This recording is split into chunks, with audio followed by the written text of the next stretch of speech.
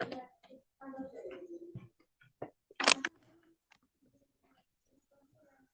കൃഷ്ണ, പ്രണാമം എല്ലാവർക്കും. നമ്മളെ ലെവൽ 2 ക്ലാസ്സിലേക്ക് സ്വാഗതം. ഹരേ കൃഷ്ണ.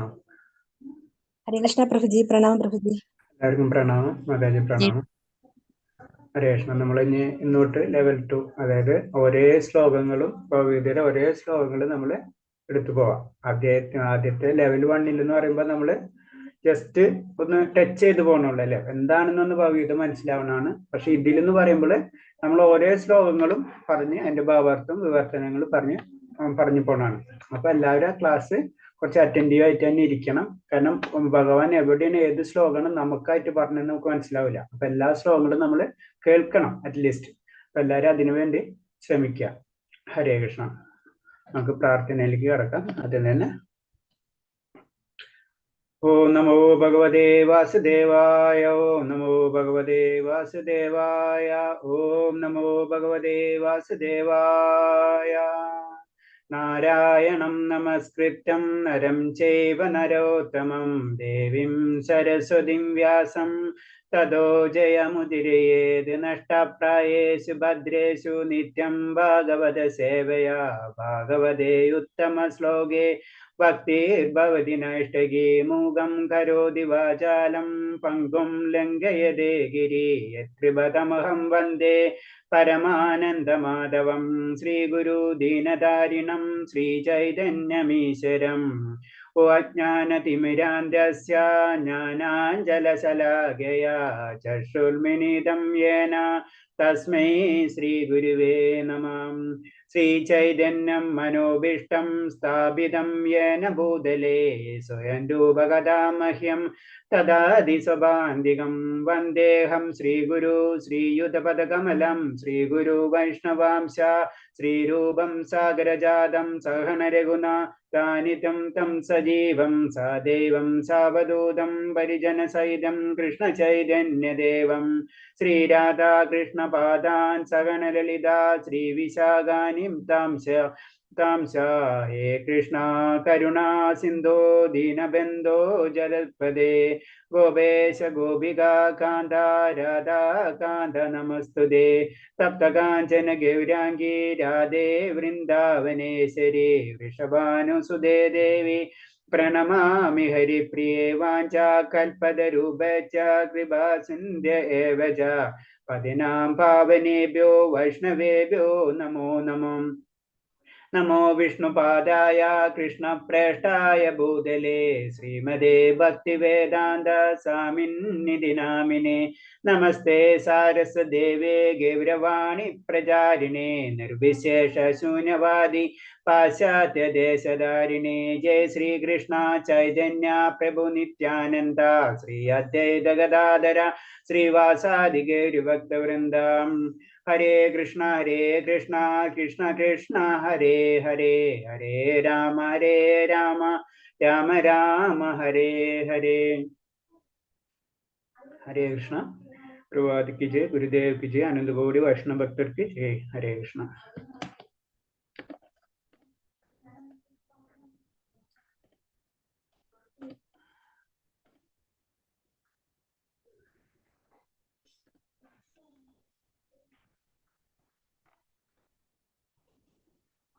നമോ ഭഗവതേ വാസുദേവായ നമ. ഹരേ കൃഷ്ണ. അപ്പോൾ നമ്മള് 18 അധ്യായം. അപ്പൊ 1-ാമത്തെ അധ്യായത്തില് നമുക്കറിയാം അർജുനന്റെ വിഷാദയോഗമാണ് അല്ലെ. അതിന് മുന്നേ നമുക്ക് ജസ്റ്റ് ഒരു ഇൻട്രഡക്ഷൻ ചെയ്യാം. അപ്പൊ നിങ്ങൾ എല്ലാവരും 18 ദിവസത്തെ ക്ലാസ് കഴിഞ്ഞപ്പോ നിങ്ങൾക്ക് പല എക്സ്പീരിയൻസ് അന്ന് ഞാൻ ഷെയർ ചെയ്യുന്ന കേട്ടു. അതേപോലെ തന്നെ സെക്കൻഡ് ക്ലാസ്സിലാവുമ്പോ നമ്മൾ 2 കാര്യമാണ് നമുക്ക് ഇമ്പോർട്ടൻസ് ഉള്ളത്. സെക്കൻഡ് ലെവലിൽ വരുമ്പോൾ നമുക്ക് എല്ലാവർക്കും ഭക്തി ഉണ്ടല്ലോ. ഭക്തി ഇല്ലാത്ത ആരും പ്രത്യേകിച്ച് സെക്കൻഡ് ലെവലിലേക്ക് കടക്കൂല. ഭക്തി എല്ലാവർക്കും ഭക്തി ഉണ്ട്, അങ്ങനെയല്ല. നമ്മൾ പറഞ്ഞ ലെവൽ എന്ന് പറയുമ്പോൾ നമുക്ക് അതിന് കൂടുതൽ അറിയാനുള്ള ആഗ്രഹം ഉണ്ടാവും. കാരണം നമുക്ക് എല്ലാവർക്കും ഭക്തി ഉണ്ടെന്ന് പറയാൻ കാരണം എന്ന് വെച്ച് കഴിഞ്ഞാൽ നമ്മളെല്ലാവരും ഉള്ളില് ജീവാത്മാവും പരമാത്മാവും ഉണ്ട് അല്ലെ. അപ്പൊ ജീവാത്മാവും പരമാത്മാവും എന്ന് പറഞ്ഞത് ആത്മീയതയാണ്, അതിൽ ഭഗവാൻ തന്നെയാണ്. അപ്പൊ നമ്മളെ ഉള്ളിലുണ്ട്, അത് നമ്മളൊന്ന് പുറത്തേക്ക് എടുക്കണം. അതിനുള്ള ചാൻസ് കിട്ടുമ്പോൾ നമ്മൾ അത് ഉപയോഗിക്കണം. നമ്മുടെ ജീവിതത്തിലാണെങ്കിലും ഭൗതികതയിലാണെങ്കിലും നമ്മൾ അങ്ങനെ തന്നെയാണ് അല്ലേ. നമ്മൾക്ക് പല ക്വാളിറ്റി ഉണ്ടെങ്കിലും നന്നായിട്ട് പാട്ട് പാടാൻ കഴിവുള്ള ആരോ പാടാണ്ടിരുന്നു കഴിഞ്ഞാൽ അത് ലെവലിലേക്ക് എത്തൂല. അതിന് നമ്മൾ അത് എക്സ്പീരിയൻസ് ചെയ്തെടുക്കണം. അതേപോലെ തന്നെയാണ് ഭക്തി. നമ്മൾ എല്ലാവർക്കും ഉണ്ടെങ്കിലും നമ്മൾ അത് ഉപയോഗിക്കില്ല. ഉപയോഗിച്ചാൽ നമ്മൾ അത് അത്ര ലെവലിലേക്ക് നമുക്ക് ഉയർത്താൻ കഴിയുള്ളൂ എന്ന് പറഞ്ഞ പോലെ തന്നെ. അപ്പൊ ഇതിൽ തന്നെ ഭൗതികതയിൽ നമുക്ക് ബേസിക് ആയിട്ട് നമുക്ക് അറിയാലല്ലോ 3 സെക്ഷൻസ് ആണ് ഭൗതികതയിൽ പറഞ്ഞു വരുന്നത്. ഒന്ന് കർമ്മയോഗം, ഭക്തിയോഗം, പിന്നെ ജ്ഞാനയോഗം. അപ്പൊ 3 കാര്യങ്ങൾ നമുക്ക് ജ്ഞാനവും വേണം. അതിന് പറഞ്ഞത് നമ്മൾ ഭക്തി അതിന്റെ ഒരു പാർട്ടാണ്. അതായത് നമുക്ക് അറിവ്, നമുക്കറിയാം ജീവാത്മാവ് എന്താണ്, പരമാത്മാവ് എന്താണ്, ഭഗവാൻ എന്താണ്, ഭഗവാന്റെ ഐശ്വര്യങ്ങൾ എന്താണ്, ഇങ്ങനത്തെ എല്ലാ കാര്യങ്ങളും നമുക്ക് നമ്മൾ എന്താണ്, നമ്മൾ എന്തുകൊണ്ട് ഈ ലോകത്തിൽ വരുന്നു, നമ്മൾ എന്തുകൊണ്ട് ഈ ലോകത്തിൽ വന്ന് കഷ്ടപ്പെടുന്നു, എന്തിനാണ് നമ്മുടെ ജീവിതം, ഇതൊക്കെ നമുക്ക് അറിയാനുള്ള ആഗ്രഹം എന്ന് സ്റ്റാർട്ട് ചെയ്യുമ്പോഴാണ് നമ്മൾ ആത്മീയതയിലേക്ക് കടക്കുന്നത്. അതേവരെ നമുക്ക് ഭഗവാൻ തന്നെ സുകൃതികളെ പറ്റി ദുഷ്കൃതികളൊക്കെ പറ്റി പറയുന്നുണ്ട്. ഇപ്പൊ നമ്മളെ ആഗ്രഹം, നമ്മൾ ദുഃഖം വരുമ്പോഴും നമ്മൾ ഭഗവാനെ വിളിക്കാറുണ്ടല്ലേ. നമുക്ക് സാമ്പത്തികമായിട്ടോ അല്ലെങ്കിൽ വിദ്യാഭ്യാസം എന്ത് തരത്തിലും ഭഗവാനെ വിളിക്കാറുണ്ട്. അവരെല്ലാവരും ഭക്തന്മാർ തന്നെയാണ് ശരിക്കും പറയുന്നത്. അവരെല്ലാവരും ഭക്തന്മാർ, അവർ സുഹൃത്തുക്കളെ കൂട്ടത്തിലാണ്. നമുക്ക് അതേപോലെ തന്നെ ഭഗവാനെ പറ്റി അറിയാനുള്ള ആഗ്രഹമുള്ള വ്യക്തികൾ അവരും സുഹൃത്തുക്കളെ തന്നെയാണ് പറയുന്നത്. അപ്പൊ എല്ലാവരും ഭക്തന്മാർ തന്നെയാണ്. ഭക്തന്മാരല്ലാത്ത ദുഷ്കൃതികളെ പറ്റി പറയുന്നുണ്ട്. അവിടേക്ക് നമുക്കിപ്പോ കടക്കണ്ട. അപ്പൊ നമ്മൾ എന്താണ്, എല്ലാവരും ആ ഭക്തന്മാർ തന്നെയാണ്. ഇപ്പൊ ഭക്തന്മാരല്ലാത്ത ആരുമില്ല. പക്ഷെ അവരെ ലെവല് പല ലെവലിലാണ്. അതേപോലെ തന്നെ ഭക്തന്മാരെ തന്നെ എടുത്തെത്തി കഴിഞ്ഞാൽ നമുക്ക് പറയാം, അതായത് കനിഷ്ക ഭക്തന്മാര്, മധ്യമ ഭക്തന്മാര്, അതുപോലെ ഉത്തമ അധികാരികൾ എന്ന് പറഞ്ഞ 3 സെക്ഷൻ ജനറൽ ആയിട്ട് പറയുന്നതാണ്. അപ്പൊ കനിഷ്ക ലെവലിലാണ് നമ്മളെ സംബന്ധിച്ച് നമ്മളെല്ലാവരും കനിഷ്ക ലെവലിലുള്ളവരായിരിക്കും. കാരണം എന്ന് വെച്ച് കഴിഞ്ഞാൽ നമുക്ക് പല സംശയങ്ങളായിരിക്കും, നമുക്ക് സംശയങ്ങൾ വിട്ടുമാറില്ല. ഒരാള് ഭഗവാനെ പറ്റി ഇങ്ങനെ പറഞ്ഞ് നമ്മൾ അങ്ങോട്ട് തിരിയും, ഇങ്ങോട്ട് പറഞ്ഞ് ഇങ്ങോട്ട് തിരിയും, നമുക്കൊരു ഉറപ്പുണ്ടാവില്ല. അതാണ് നമ്മളെ ഫസ്റ്റ് ലെവലിൽ പറഞ്ഞത്. അതിന് നമ്മൾ പതുക്കെ ഉയരണം. അതിനാണ് നമുക്ക് ജ്ഞാനം വേണം. ആ ജ്ഞാനം അതാണ് പറഞ്ഞ ഭഗവത്ഗീതയിൽ എല്ലാ ശ്ലോകങ്ങളും നമ്മൾ വായിച്ചു വരുമ്പോഴോ നമുക്ക് ആ ജ്ഞാനം നമുക്ക് കിട്ടുള്ളൂ. അപ്പൊ ജ്ഞാനത്തിലൂടെ മാത്രമേ ഭഗവാനിലേക്ക് കണക്ട് ചെയ്യാൻ പറ്റുള്ളൂ. ജ്ഞാനത്തിലൂടെ നമ്മൾ സാധാരണ ജനങ്ങളെ സംബന്ധിച്ചാൽ പറഞ്ഞു, നമുക്ക് ഭക്തിയിലൂടെയും കണക്ട് ചെയ്യാം, ജ്ഞാനത്തിലൂടെയും കണക്ട് ചെയ്യാം, കർമ്മത്തിലൂടെയും കണക്ട് ചെയ്യാം, യോഗയിലും കൂടെ കണക്ട് ചെയ്യാം. ഏത് ഇതിലാണെങ്കിലും ഭഗവാനിലേക്ക് നമുക്ക് കണക്ട് ചെയ്യാം. പക്ഷെ എന്തെങ്കിലും ചെയ്യുന്ന വെച്ച് കഴിഞ്ഞാൽ അത് നമ്മളത് പെർഫെക്റ്റ് ആയിട്ട് എല്ലാ കാര്യങ്ങളും ചെയ്യണം. പക്ഷെ ഏറ്റവും എളുപ്പം എന്ന് പറയുന്നത് ഭക്തിയോഗമാണ്. കാരണം അത് നമ്മളിൽ ഉള്ളിലുള്ള കാരണമാണ്. നമ്മൾ ഉള്ളിൽ എപ്പോഴും ഭഗവാനുള്ള കാരണം കൊണ്ട് നമുക്ക് എപ്പോഴും ഭഗവാനിലേക്ക് അത് കണക്ട് ചെയ്യാൻ പറ്റും. അപ്പൊ അതാണ് അതിന്റെ ബേസിക് കാര്യങ്ങൾ എന്ന് പറയുന്നത്. കാരണം എന്ന് വെച്ച് കഴിഞ്ഞാൽ നമ്മളെ ഭഗവത്ഗീതയിലെ ആ ലാസ്റ്റ് ശ്ലോകം തന്നെ ഞാൻ ഫസ്റ്റ് പറഞ്ഞു. അപ്പൊ ലാസ്റ്റ് ശ്ലോകം എന്താ പറഞ്ഞു, എത്ര യോഗേശ്വര കൃഷ്ണ എത്ര പാർത്ഥോ ധനുർധര തത്ര ശ്രീ വിജയോ ഭൂതിർ ധ്രുവ ധീതിർമതിർ മമ. അപ്പൊ അതിലെന്താണ്, എവിടെയാണ് യോഗീശ്വരനായ കൃഷ്ണനുണ്ടോ അവിടെ എവിടെ വില്ലാളി വീരനായ അർജുനുണ്ട് അവിടെയാണ് ഐശ്വര്യവും വിജയവും അസാധാരണ ശക്തിയും നീതിയും ഉള്ളത്. ഇതാണ് എന്റെ അഭിപ്രായം. അപ്പൊ അതിലെന്താണ്, ആദ്യം ഭഗവാനെ തന്നെയാണ് പറഞ്ഞത് അല്ലെ, എത്ര യോഗേശ്വര കൃഷ്ണ. അപ്പൊ കൃഷ്ണനെ തന്നെയാണ് ആദ്യം. അത് ഭഗവാൻ ഇല്ലാതെ വേറെ ഒന്നുമില്ല.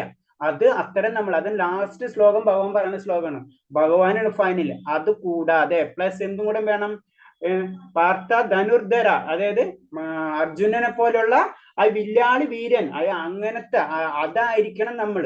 എല്ലാം കൊണ്ടും നമ്മൾ ഭഗവാനിലേക്ക് സമർപ്പിച്ച് അതും അർജുനനെ പോലുള്ള എല്ലാ ഗുണങ്ങളും നമ്മളിലേക്ക് ഡെവലപ്പ് ചെയ്ത് എടുക്കണം.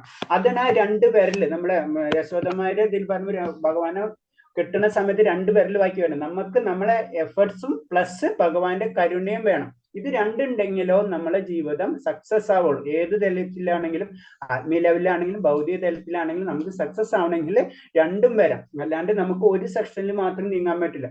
ഇതും ഭഗവാൻ പറയുന്നതാണ്, ഇതാണ് എൻ്റെ അഭിപ്രായം, അല്ലാണ്ട് ഇതെന്റെ ഓർഡർ എന്നല്ല പറയുന്നത്. അതായത് അതാണ് നമുക്കുള്ള ഭഗവാൻ തന്നിട്ടുള്ള ആ സ്വാതന്ത്ര്യം. അതാണ് നമുക്കുള്ള സ്വാതന്ത്ര്യത്തിൽ ഭഗവാൻ ഒരിക്കലും കൈവയ്ക്കാറില്ല. നമുക്ക് ജീവാത്മാക്കളിൽ നമുക്കുള്ള സ്വാതന്ത്ര്യങ്ങളുണ്ട്. നമുക്ക് അതിനനുസരിച്ച് പ്രവർത്തിക്കാം. നമുക്ക് ദേവന്മാരെ പ്രാർത്ഥിക്കാം, ആരെ വേണമെങ്കിലും നമുക്ക് എങ്ങനെ വേണമെങ്കിലും ജീവിക്കാം, എന്ത് വേണമെങ്കിലും ചെയ്യാം. പക്ഷെ അതിന്റെ പ്രോബ്ലംസും ഭൗതിക നിയമത്തിനനുസരിച്ച് നമുക്ക് കിട്ടും. നമുക്ക് പല കർമ്മഫലങ്ങൾ അതിനോട് കണക്ഷൻ ആയിട്ട് ചെയ്ത് കിട്ടും. പാപമാണെങ്കിൽ പാപം, പുണ്യമാണെങ്കിൽ പുണ്യം. ഇതൊക്കെയാണ് ഇതിന്റെ ഒരു കൺക്ലൂഷൻ. അത് കാരണം കൊണ്ട് നിങ്ങൾ ഞാൻ പറഞ്ഞു വരുന്നത് വെച്ച് കഴിഞ്ഞാല്, നിങ്ങൾ ഈ കംപ്ലീറ്റ് അറ്റ്ലീസ്റ്റ് ഈ അധ്യായം ഈ ലെവൽ 2 എന്തായാലും എല്ലാ ശ്ലോകങ്ങളും ഉണ്ട്. അപ്പൊ എല്ലാ ശ്ലോകങ്ങളും അറ്റ്ലീസ്റ്റ് നമ്മൾ ഒരു പ്രാവശ്യം വായിച്ചു പോണായിരുന്നു കൊണ്ട് ജസ്റ്റ് ജനറൽ ആയിട്ട് നമുക്ക് അത്രയും ഡീറ്റെയിൽ ആയിട്ട് നമുക്ക് അതിനെ പറ്റി പറയാൻ പറ്റില്ല.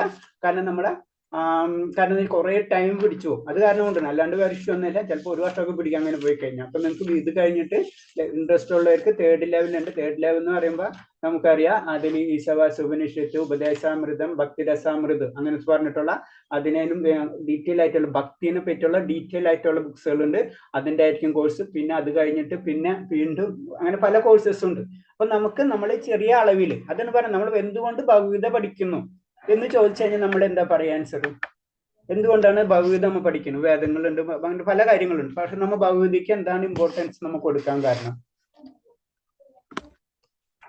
ആരെങ്കിലും ഒന്ന് പറയാൻ പറ്റുമോ?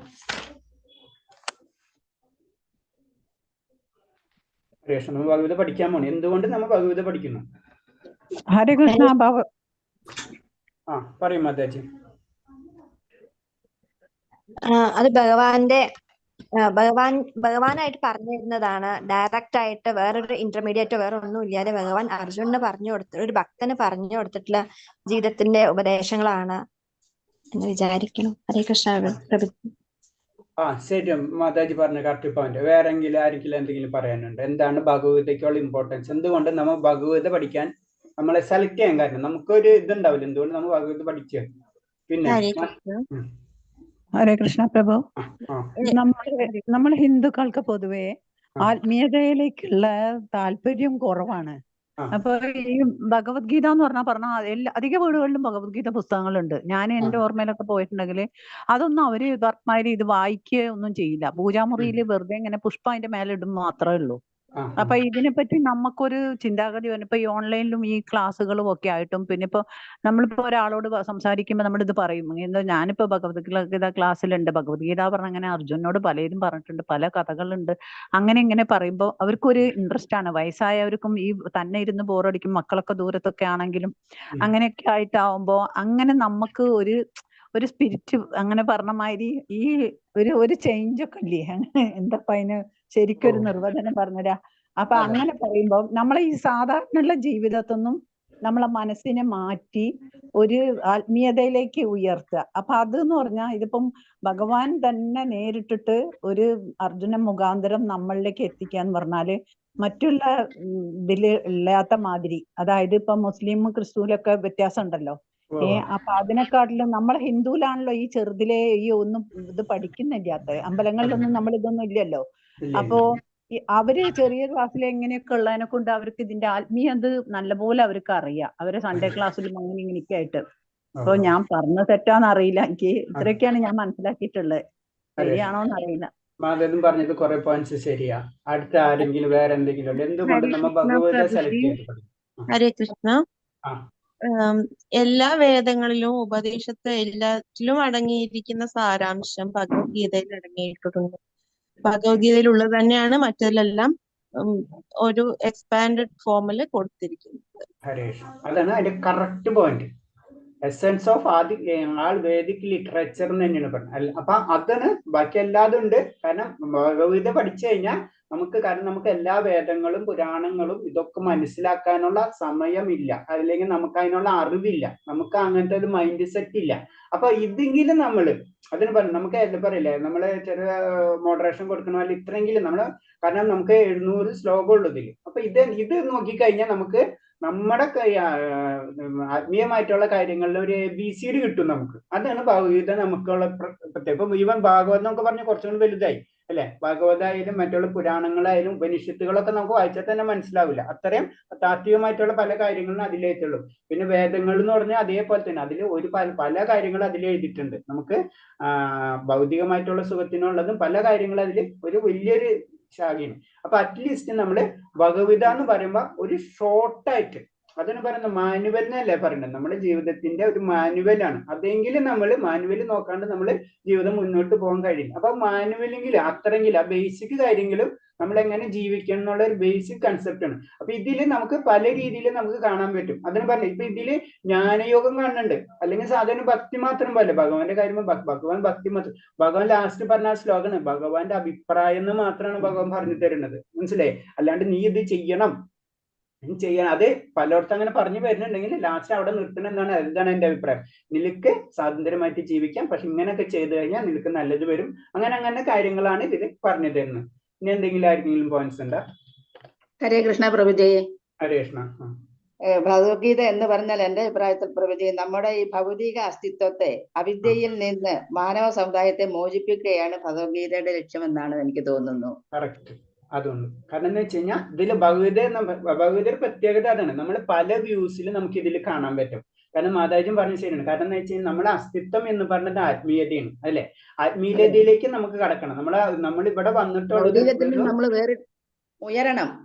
ഒറ്റ ലക്ഷ്യത്തോടെയാണ് നമ്മൾ പരമാത്മാവിനെ പ്രാപിക്കുന്നത്. അത് തന്നെയാണ് ഭഗവത്ഗീത. കറക്റ്റ്. അതാണ് കറക്റ്റ്. കാരണം എന്ന് വെച്ച് കഴിഞ്ഞാല് എന്ന് വെച്ചാൽ നമ്മൾ ഭൗതികതയിൽ കൂടിയാണ് നമുക്ക് എങ്ങനെയാണ് ആത്മീയതയിലേക്ക് കടക്കേണ്ടത്. നമ്മൾ ഭൗതികതയിൽ തളച്ചിട്ടിരിക്കണം നമ്മൾ, അല്ലെ? അപ്പൊ അതിൽ നിന്ന് നമ്മൾ രക്ഷപ്പെടണം. അപ്പൊ ഭൗതികത്തിൽ വന്നു കഴിഞ്ഞാൽ ഭൗതിക നിയമങ്ങൾ നമുക്ക് പാലിക്കേണ്ടതുണ്ട്. ആ നിയമം തന്നെ ഉപയോഗിച്ചിട്ടാണ് നമ്മൾ ആത്മീയതയിലേക്ക് അല്ലെങ്കിൽ ഭഗവാന്റെ ലോകത്തിലേക്ക് അല്ലെങ്കിൽ പരമാവധി നമ്മൾ കടക്കുന്നത്. ശരി. അപ്പൊ നമുക്ക് ഏകദേശം ഒരു ഐഡിയ കിട്ടിയില്ല. നമ്മൾ ഭഗവത എന്തിനാ പഠിക്കുന്നത്, എന്താണ് ഭഗവത എന്ന് പറയുമ്പോൾ നമുക്കൊരു ബേസിക് ഐഡിയ നമുക്ക് കിട്ടിക്കഴിയും. ഇനി നമുക്ക് പതുക്കെ സ്ലൈഡിലേക്ക് കടക്കാം. അതിന് ഭഗവത്ഗീത അല്ലാതെ മറ്റൊരു വഴിയുമില്ല ഈ ഭൗതിക ലോകത്ത്. ഇത് തന്നെയാണ് അതിന്റെ ശരി. അത് തന്നെയാണ് ശരി. കാരണം ഇതിൽ കൂടെ മാത്രമേ നമുക്ക് ഭഗവാൻ അതായത് ഭഗവാൻ എന്ന് പറയുമ്പോൾ എന്താണ്, ഭഗവാൻ ശ്രീകൃഷ്ണന്റെ ഭഗവാന്റെ പേര് എന്താണ്? മുകുന്ദൻ, അല്ലെ? മുക്തി. അതെ. അപ്പൊ മുക്തി നൽകുന്നത് ഭഗവാനാണ്. ബാക്കി ഒരു ദേവതകൾക്ക് ആ പേരില്ല. അപ്പൊ നമുക്ക് സാധ്യമല്ല. അവർക്ക് മുക്തി തരാൻ കഴിയില്ല. അവർക്ക് ഭൗതികമായിട്ടുള്ള എല്ലാ ഐശ്വര്യങ്ങളും നമുക്ക് തരാൻ പറ്റും. മുക്തി എന്ന് പറയുമ്പോൾ അത് ഭഗവാന്റെ അടുത്ത് മാത്രം. അതിന് മുകുന്ദൻ എന്നുള്ള പേര് തന്നെ ഇട്ടിട്ടുള്ളത്, അല്ലെ? മുകുന്ദൻ എന്നുള്ള പേര് എന്നാൽ മുക്തി. അപ്പൊ മുക്തിയാണ് നമുക്ക് എല്ലാവർക്കും ഈ ഭൗതിക ലോകത്തിൽ നിന്ന് മുക്തി കിട്ടണം. അല്ലാത്തോടത്തോളം കാലം നമ്മൾക്ക് പലതരം ദുഃഖങ്ങളും സുഖങ്ങളും ഇങ്ങനെ കറങ്ങിക്കൊണ്ടിരിക്കും. അതിന്റെ കാര്യം എന്ന് പറയുന്നത് നമുക്ക് എല്ലാവർക്കും ആത്മീയ ചൈതന്യം. ഞാൻ നിങ്ങൾക്ക് ഇപ്പൊ പറയേണ്ട ഒരു ലാസ്റ്റ് ഇതിന്റെ ഇടയ്ക്ക് വരും ഒരു 3-4 അധ്യായം എത്തുമ്പോഴേക്കും നിങ്ങൾക്കുള്ള ചോദ്യം. അത് ഒരു ചോദ്യം എന്ന് പറഞ്ഞു കഴിഞ്ഞാൽ, ഞാൻ ശരീരമല്ല ആത്മാവെന്ന് നമുക്ക് ആദ്യത്തെ കഴിഞ്ഞ ക്ലാസ്സിലൊക്കെ നമുക്ക് മനസ്സിലാവും. അപ്പൊ ഞാൻ ആത്മാവെന്ന്, ഞാൻ ശരീരമല്ല, അത് കൺഫേം ആണല്ല. പക്ഷെ ഞാൻ ചെയ്യുന്ന കർമ്മങ്ങൾ എന്നെ ബാധിക്കില്ല. നമ്മൾ പറഞ്ഞ നമ്മളെ കർമ്മങ്ങൾക്കൊരു ബലം കൊണ്ട് നമുക്ക് അടുത്ത ജന്മങ്ങൾ കിട്ടണം. പക്ഷെ സത്യം പറഞ്ഞു കഴിഞ്ഞാൽ ആത്മാവിനെ ഒന്നും ബാധിക്കില്ല. അതെങ്ങനെ ശരിയാവും? അത് ഇപ്പൊ പറയണ്ട, നിങ്ങൾക്ക് പിന്നീട് ക്ലാസ്സസ് വരുമ്പോൾ ഇതിനോട് ബന്ധപ്പെട്ടിട്ടുള്ള ശ്ലോകങ്ങളുണ്ട്. അത് ഭയങ്കര ഇൻട്രസ്റ്റിംഗ് ആയിട്ടുള്ള കാര്യങ്ങളാണ്. അത് നമുക്ക് പിന്നീട് വരിക. അപ്പൊ അത് മൈൻഡിൽ വെക്കുക. ഞാൻ ശരീരമല്ല ആത്മാവാണ്. ഓക്കെ. അപ്പൊ ഞാൻ ചെയ്യേണ്ടത് ഞാൻ ആത്മാവ് ചെയ്യണം, ആത്മാവല്ല ചെയ്യണത്. പിന്നെ ആരാ അത് ചെയ്യുന്നത്? ആ കർമ്മങ്ങൾ ആത്മാവിനെ ബാധിക്കില്ല. അപ്പൊ പിന്നെ എന്താണ് അടുത്ത ജന്മം കിട്ടുന്നത്? ഇങ്ങനത്തെ വളരെ ഡീപ്പായിട്ടുള്ള പോയിന്റ്സുകളാണ് ഇതിൽ പറഞ്ഞു തരുന്നത്. അത് പറയണ്ട, അത് പിന്നീട് ആ ശ്ലോകങ്ങൾ വരും. അപ്പൊ അത് ക്ലിയർ ആവും നിങ്ങൾക്ക്. ആ സമയത്ത് നമുക്ക് സംസാരിക്കാം. ഓക്കെ. നമുക്ക് ഇനി സ്ലൈഡിലേക്ക് കടക്കാം. ഓം നമോ ഭഗവതേ വാസുദേവായ നമഃ. ഹരേ കൃഷ്ണ. അപ്പൊ ഫസ്റ്റ് അധ്യായം എന്താണ്? ഭഗവത്ഗീത അധ്യായം 1 കുരുക്ഷേത്ര യുദ്ധത്തിലെ സൈനിക നിരീക്ഷണം. അർജുന വിഷാദ യോഗം. യോഗം എന്ന് പറയുമ്പോൾ നമുക്കറിയാം യോഗം നടത്തുന്ന മീറ്റിംഗ്, അല്ലെ? അപ്പൊ ഇവിടെ യോഗം എന്ന് പറയുമ്പോൾ സാധാരണ ഭഗവാനായിട്ടുള്ള കണക്ഷൻ, അതാണ് യോഗം കൊണ്ട് തന്നെ ഉദ്ദേശിക്കുന്നത്. അപ്പൊ അർജുനന്റെ വിഷാദ യോഗം, അപ്പൊ ആ വിഷാദം ഭഗവാനായിട്ട് കണക്ട് പറയണ ആയ അധ്യായമാണ് ഇത്. പിന്നെ നമ്മളെ ഇസ്കോൺ നമ്മളെ പ്രസ്ഥാനം അന്താരാഷ്ട്ര കൃഷ്ണാവബോധ സമിതിയുടെ സ്ഥാപകാചാര്യനായ കൃഷ്ണ കൃപാമൂർത്തി ദിവ്യപൂജ ശ്രീമദ് AC ഭക്തി വേദാന്ത സ്വാമി പ്രഭുപാദയുടെ വ്യാഖ്യാനത്തിന് അടിസ്ഥാനമാക്കിയിട്ടാണ് നമ്മൾ ഈ ക്ലാസ്സസ് നീങ്ങുന്നത്. അതായത് ഇതിന്റെ വ്യാഖ്യാനം എഴുതിയിട്ടുള്ളത് പ്രഭുപാദ സ്വാമിയാണ്. അപ്പൊ അതിന്റെ ബേസിലാണ് നമ്മൾ ഈ ക്ലാസ് കണ്ടക്ട് ചെയ്യുന്നത്. അപ്പൊ നമുക്കറിയാം ഭഗവത്ഗീത പലരും വ്യാഖ്യാനങ്ങൾ ചെയ്തിട്ടുണ്ട്. ഇതിന്റെ പേരെന്താ പറയുന്നത്? ഭഗവത്ഗീത യഥാരൂപം, അതായത് ഭഗവാൻ പറഞ്ഞിട്ടുള്ളത്. കാരണം നമുക്ക് ഇതിൽ നിന്ന് നമുക്ക് മാനേജ്മെന്റ് സ്കില്ലോ അല്ലെങ്കിൽ സൈക്കോളജിയോ ഇതൊന്നും പഠിക്കാനുള്ള സാധനമല്ല ഇത്. അതിന് വേറെ ഗ്രന്ഥങ്ങളുണ്ട്. അതായത് പക്ഷെ അത് ഇതിൽ കാണാം. അതിന്റെ അർത്ഥം അതല്ല. പക്ഷെ ഭഗവാൻ പറഞ്ഞത് മാതാജി പറഞ്ഞ പോലെ തന്നെ ഈ ഭൗതികത്തിൽ നിന്ന് നമ്മളെ മുക്തിയിലേക്ക് കൊണ്ടുപോകാന്നുള്ള കാര്യമാണ്. അപ്പൊ അത് അതേപോലെ തന്നെ ഭഗവാൻ പറഞ്ഞിട്ടുള്ള അതിൽ യാതൊരു മാറ്റം വരുത്താണ്ട് അതേപോലെ തന്നെ അത് ഭക്തിയുള്ളവർക്ക് അല്ലെങ്കിൽ അങ്ങനത്തെ ആചാര്യന്മാർക്ക് അത് ചെയ്യാൻ പറ്റുള്ളൂ. അത് സാധാരണ ജനവിഭാഗങ്ങൾക്ക് എന്തൊക്കെ ചെയ്താലും അതിൽ അവരെ അഭിപ്രായങ്ങൾ കയറും. അവർ ഭൗതികമായിട്ട് മിക്സപ്പ് ആയിട്ട് വരും. അതിന് നമ്മൾ എപ്പോഴും ഭൗതികമൊക്കെ പഠിക്കണമെങ്കിൽ അങ്ങനത്തെ ആചാര്യ പരമ്പരയിൽ നിന്ന് നമ്മൾ പഠിക്കാൻ പാടുള്ളൂ എന്ന് പറഞ്ഞു. നമുക്കറിയാം നമ്മൾ സാധാരണ സ്കൂൾ സ്കൂളിലോ കോളേജിലോ പോകണമെങ്കിൽ നമ്മൾ റെക്കഗ്നൈസ്ഡ് സ്കൂളിലോ കോളേജിലോ പോകുള്ളൂ. അല്ലെങ്കിൽ അവിടെ പോയി കഴിഞ്ഞാൽ നമുക്കൊരു കാര്യമില്ല, അത് വെറുതെ നമ്മളെ ടൈം വേസ്റ്റ് ആണ് എന്ന് പറഞ്ഞ പോലെ നമ്മൾ ആത്മീയമായിട്ടുള്ള ആത്മീയ ഗ്രന്ഥങ്ങളും അങ്ങനത്തെ പഠനങ്ങൾ എന്ത് ചെയ്യണമെങ്കിലും നമ്മളൊരു ആചാര്യ പരമ്പരയിൽ തന്നെ ആയിരിക്കണം നമ്മൾ പഠിക്കേണ്ടത്. അപ്പൊ നമ്മളെ പരമ്പരയിലെ ഏറ്റവും ലാസ്റ്റ് വന്നിട്ട് ഗുരുവിന് AC ഭക്തിവേദാന്ത സ്വാമി പ്രഭുപാദരാണ്. പ്രഭുപാദര ഈ ബുക്കിനെ, അതായത് ഭഗവതരെ അതേപോലെ തന്നെ യഥാരൂപം ഡെവലപ്പ് ചെയ്തത്. അപ്പൊ അതിന് അധ്യാത്മ ഗുരുവാണ് നമ്മുടെ പിന്നെ മംഗളാചാര്യൻ. ഇപ്പൊ ഞാൻ നമ്മൾ പ്രാർത്ഥന കഴിഞ്ഞു. അപ്പൊ പ്രഭുപാദർ പറയുന്ന ഒരു പോയിന്റ് എന്ന് പറഞ്ഞു കഴിഞ്ഞാൽ, നമ്മളെ ഗീത ഒരു അടിസ്ഥാന പ്രബോധന ഗ്രന്ഥം. നമുക്ക് ഇത് നമുക്കറിയാലോ, അത് നമ്മളെ ഉയർത്തുക എന്നുള്ള അതാണ് ശരിക്കും ഒരു ഭഗവത ചെയ്യണം. നമ്മൾ ആ ഭൗതിക ലോകത്തിൽ നിന്ന് നമ്മളെ ഭൗതിക ലോകമല്ല സ്ഥിരത ഉള്ളത്, ആത്മീയ ലോകമാണെന്ന് നമ്മൾ ആദ്യം തന്നെ മനസ്സിലാക്കണം. അതാണ് ഒരു പോയിന്റ് അതിലെ. പിന്നെ ഭഗവത പഠിക്കുന്ന സമയത്ത് അതിന് വളരെ ശ്രദ്ധയോടെ പഠിക്കണം. അത് നമ്മുടെ ബാഹ്യ പ്രവർത്തനം നിയന്ത്രിക്കാനും സഹായിക്കും. അത് നമ്മൾ ഇന്റേണൽ മാത്രമല്ല എക്സ്റ്റേണൽ ആയിട്ടുള്ള കാര്യങ്ങളെയും നമ്മളെ നിയന്ത്രിക്കാൻ ഭഗവതയ്ക്ക് കഴിക്കും. അതായത് നമുക്ക് ഭൗതികതയിലാണെങ്കിലും നമുക്ക് അതിന്റെ ബെനിഫിറ്റ്സുകൾ കിട്ടും. അതാണ് അതിന്റെ പ്രത്യേകത. നമ്മൾ നാമജപമായാലെങ്കിലും നമ്മൾ സാത്വികമായിട്ടുള്ള ജീവിത രീതികളൊക്കെ നമുക്ക് പതുക്കെ വന്നു തുടങ്ങും. അപ്പൊ അത് നമുക്ക് ഇന്റേണലും എക്സ്റ്റേണൽ ആയിട്ടുള്ള ബെനിഫിറ്റ്സ് നമുക്ക് ഭൗതിക പഠനത്തിൽ നിന്ന് നമുക്ക് ലഭിക്കും.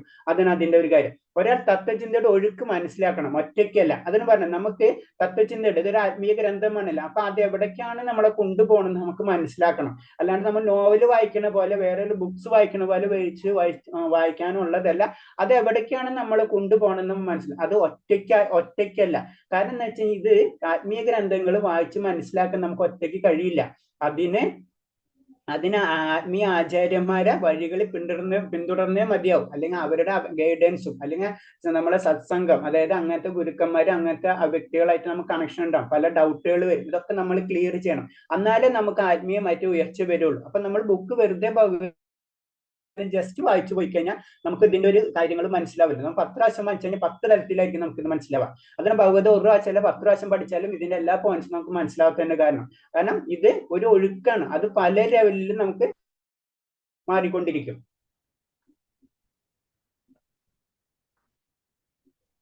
പിന്നെ ഭഗവാന്റെ കാരുണ്യം ഉണ്ടെങ്കിൽ മാത്രമേ നമുക്ക് ഭഗവത് പഠിക്കാൻ കഴിയുള്ളൂ. കാരണം നമ്മളിപ്പോ തന്നെ ശ്രദ്ധിച്ച കാര്യം, നമ്മളെ ലെവൽ 1 എത്ര പേരുണ്ട്, ലെവൽ 2 എത്ര, ലെവൽ 2 കഴിയുമ്പോൾ എത്ര പേരുണ്ടെന്ന് ശ്രദ്ധിച്ചോ. കാരണം ഇതിനൊക്കെ ഭഗവാന്റെ ഒരു കാരുണ്യം വേണം ഭഗവത് പഠിക്കാനും. നമുക്ക് അത്ര ജന്മങ്ങളിൽ കിട്ടിയിട്ടുള്ള ഒരു സൗഭാഗ്യമായിരിക്കും നമുക്ക് ഭഗവാനെ അറിയാമെന്നുള്ളത്. ബാക്കി പല കാര്യങ്ങളും നമുക്ക് അറിയാൻ പറ്റും, പക്ഷെ ഭഗവാന്റെ കാര്യങ്ങൾ അറിയണമെങ്കിൽ ഭഗവാന്റെ കാരുണ്യം കൂടാതെ നമുക്ക് നടക്കില്ല.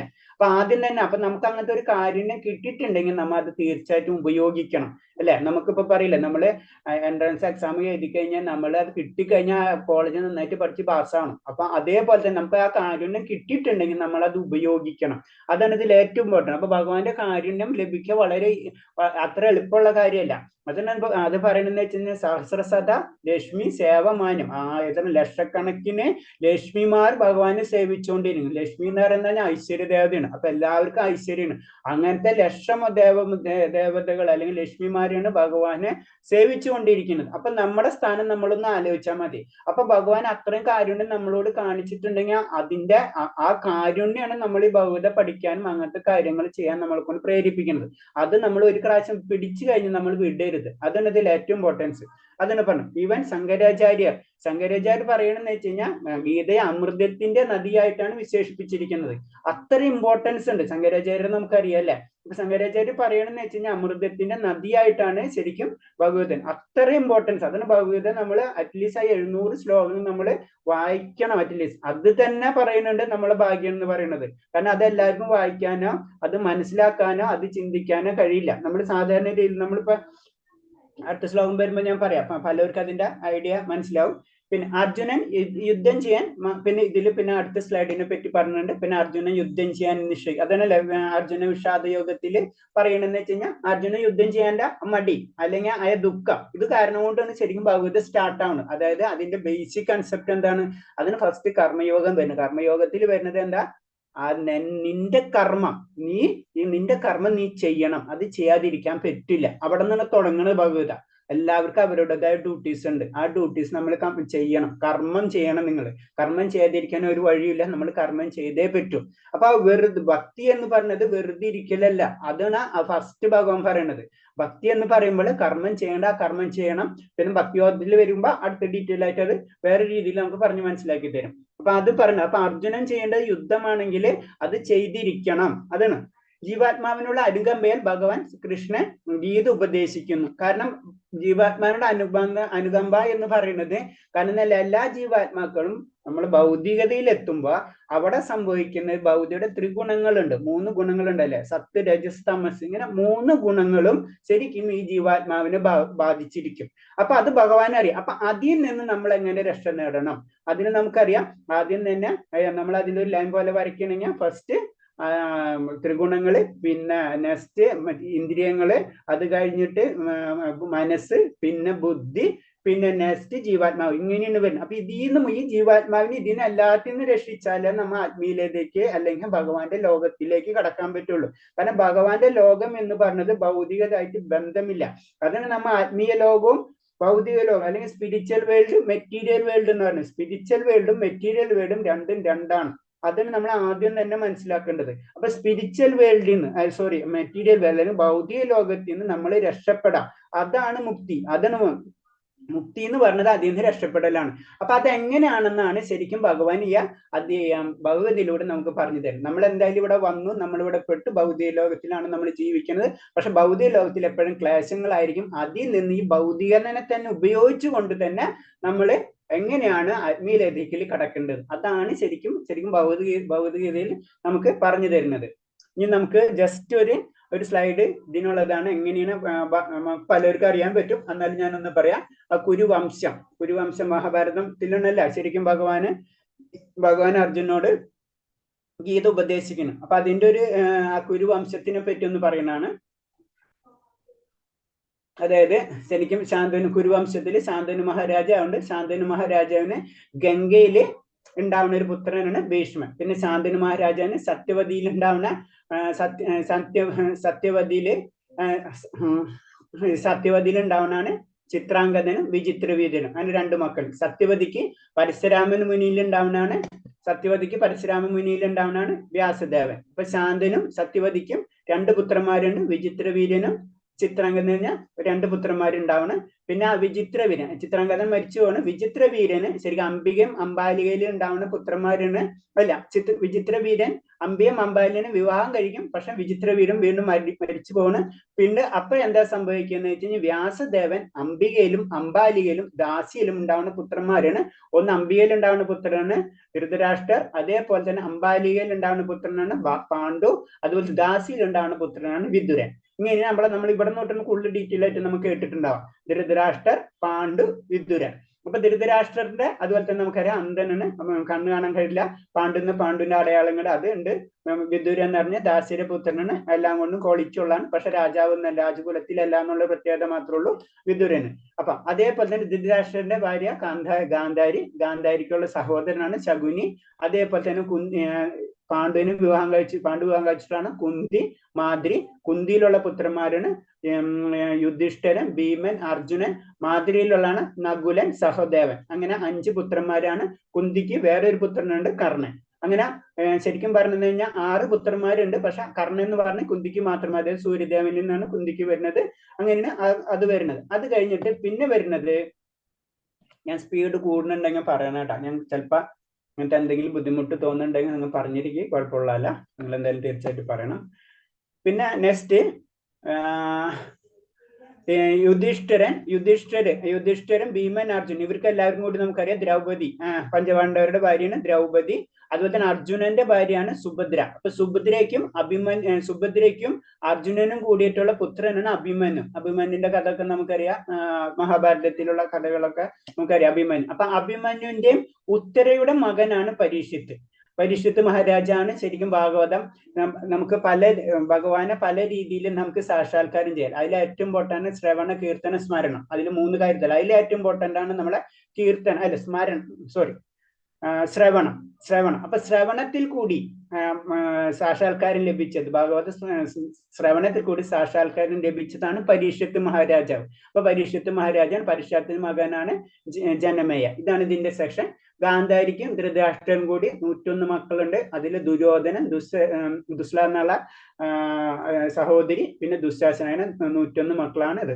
ഇതാണ് ജസ്റ്റ് ഇതിന്റെ ഒരു ചിത്രം, ഏത് കുരുവംശത്തിന്റെ ചിത്രം. അപ്പൊ യുദ്ധം നടക്കുന്നത് ശരിക്കും എന്താ നമുക്കറിയാം, പാണ്ഡവരും അതുപോലെ തന്നെ ധൃതരാഷ്ട്രപുത്ര, അത് വരും അർജുന പാണ്ഡവരും അതുപോലെ തന്നെ ധൃതരാഷ്ട്രപുത്രന്മാരായിട്ടുള്ള ദുര്യോധനായിട്ടുള്ള ആ യുദ്ധം നടക്കുന്ന ആ സമയത്താണ് ശരിക്കും ഭഗവത്ഗീത ഉപദേശിക്കുന്നത്. അതായത് അർജുനൻ ചെല്ലണ സമയത്ത് ഇവരെല്ലാവരും മുന്നിൽ നിന്ന് യുദ്ധം ചെയ്യണ കാണുമ്പോൾ അർജുനന്റെ വിഷമവും കാര്യങ്ങളും, അങ്ങനെയാണ് ഭഗവാനായ ഭഗവത്ഗീത ഉപദേശിക്കുന്നത്. ഇത്ര മനസ്സിലായെന്ന് വിചാരിക്കുന്നു. ഇനി ഭഗവത്ഗീതയിൽ തുടങ്ങുന്നതിന് മുന്നേ ഭഗവത്ഗീതനെ 3 സെക്ഷനായിട്ട് ഡിവൈഡ് ചെയ്തിട്ടുണ്ടെന്ന് പറയുന്നത്. ഒന്ന് കർമ്മയോഗ, ഭക്തിയോഗ, ജ്ഞാനയോഗ. നമ്മൾക്കറിയാം 18 ചാപ്റ്റർ ഉണ്ടെന്ന് അറിയാം. 18 ചാപ്റ്ററിൽ 1 തൊട്ട് 6 വരെയുള്ള ചാപ്റ്റർ കർമ്മയോഗ, 7 തൊട്ട് 12 ചാപ്റ്റർ ഭക്തിയോഗ, മറ്റേത് 13 തൊട്ട് 18 വരെയുള്ള ചാപ്റ്റർ ജ്ഞാനയോഗ. അപ്പൊ കർമ്മയോഗ എന്ന് പറഞ്ഞത് നമ്മൾ ജസ്റ്റ് എല്ലാ കാര്യങ്ങളും ഭഗവാന് സമർപ്പിച്ച് നമ്മൾ ചെയ്യുമ്പോൾ, അത് നമ്മൾ ചെയ്യുന്ന എല്ലാ കർമ്മങ്ങളും ഭഗവാന് സമർപ്പിക്കുമ്പോൾ അത് കർമ്മയോഗമായി. ഭക്തിയോഗ എന്ന് പറഞ്ഞാൽ ഭഗവാന് വേണ്ടി മാത്രം ചെയ്യുക, ഭഗവാന് വേണ്ടി മാത്രം കർമ്മങ്ങൾ ചെയ്യുമ്പോൾ അത് ഭക്തിയോഗമായി. ജ്ഞാനയോഗം എന്ന് പറഞ്ഞാൽ ഞാനും പരമാത്മാവും ആത്മാവും അങ്ങനത്തെ എല്ലാ നോളജും നമുക്ക് കിട്ടുമ്പോൾ അത് ജ്ഞാനയോഗമായി. പിന്നെ അൾട്ടിമേറ്റ് ഇത് ഏത് യോഗ ആണെങ്കിലും ഭക്തിയോഗത്തിലേക്ക്, നമ്മൾ കർമ്മയോഗ ആണെങ്കിലും ജ്ഞാനയോഗ ആണെങ്കിലും ധ്യാനയോഗ ആണെങ്കിലും അഷ്ടാംഗ യോഗ ആണെങ്കിലും സാഖ്യയോഗ ആണെങ്കിലും എന്താണെങ്കിലും അവരെല്ലാവരും ലാസ്റ്റ് ഭക്തിയോഗത്തിലേക്ക് കടക്കും. എന്നാലേ അവർക്ക് ആത്മീയമായിട്ടുള്ള ആ ലെവല്, പല സായുജ്യങ്ങൾ പറയുന്നുണ്ട്, പല സായുജ്യങ്ങളിൽ പറഞ്ഞാലും ആ സായുജ്യം കിട്ടിക്കഴിഞ്ഞാലും അതിന്റെ അപ്പുറത്താണ് ശരിക്കും ഭക്തി തുടങ്ങണമെന്നാ പറയുന്നത്. മുക്തിക്ക് ശേഷമാണ് ശരിക്കും ഭക്തി വരുന്നത്. അതായത് ശരിക്കും ഭൗതിക ലോകത്തിൽ നിന്ന് ഔട്ടായി ആത്മീയ ലോകത്തിലേക്ക് വരുമ്പോഴാണ് നമുക്ക് ഭക്തിയുടെ ലെവല് പറയണം. നമുക്ക് അതിന് പല രീതിയിൽ പറയാം, എന്നാലും ജസ്റ്റ് ജനറൽ ആയിട്ട് പറയുമ്പോൾ അത് ഭക്തി എന്ന് പറയുന്നത് മുക്തിക്ക് ശേഷമാണെന്ന് പറയാം. അപ്പൊ മുക്തി തന്നെ പലതരം ഉണ്ടെന്നാ പറയുന്നത്. സായുജ്യ മുക്തി, അതുപോലെ തന്നെ സാരൂപ്യ മുക്തി, സാലോക്യ മുക്തി, സാമീപ്യം, അങ്ങനെ 5 തരം മുക്തിനെ പറ്റി പറയുന്നുണ്ട്. അതിന്റെ അപ്പുറത്താണ് ശരിക്കും ഭക്തന്റെ സ്ഥാനം എന്നാ പറയുന്നത്. അപ്പൊ അതാണ് ശരിക്കും ഭക്തിയോഗ എന്ന് പറഞ്ഞ പോയിന്റ് അവിടെയാണ് വരുന്നത്, അതിന്റെ അപ്പുറത്തേക്കുള്ളതാണ്. കർമ്മയോഗ എന്ന് പറയുമ്പോൾ നമ്മുടെ എല്ലാ കർമ്മങ്ങളും ഭഗവാൻ സമർപ്പിച്ച് ചെയ്യണം. ഭക്തിയോഗ എന്ന് പറയുന്നത് ഭഗവാൻ എന്താ ചിന്തിക്കണം. ഇപ്പൊ ഞാൻ അതിന് ജനറൽ ആയിട്ട് പെട്ടെന്ന് മനസ്സിലാക്കാൻ പറയുന്നത്, നമ്മൾ പ്രാർത്ഥിക്കുമ്പോൾ നമ്മളിപ്പോ പ്രസാദം, ഭഗവാന് പ്രസാദം നിവേദ്യം കൊടുത്തിട്ട് നമ്മൾ കഴിക്കും അല്ലെ. അപ്പൊ നമുക്ക് ഇഷ്ടമുള്ള കാര്യം നമ്മൾ ഉണ്ടാക്കും. ഒരു പായസം നമ്മൾ ഉണ്ടാക്കി അത് ഭഗവാന് കൊടുത്തിട്ട് നമ്മൾ കഴിക്കും. അപ്പൊ അത് കർമ്മയോഗ ഇൻഡയറക്റ്റ് ആയിട്ട്.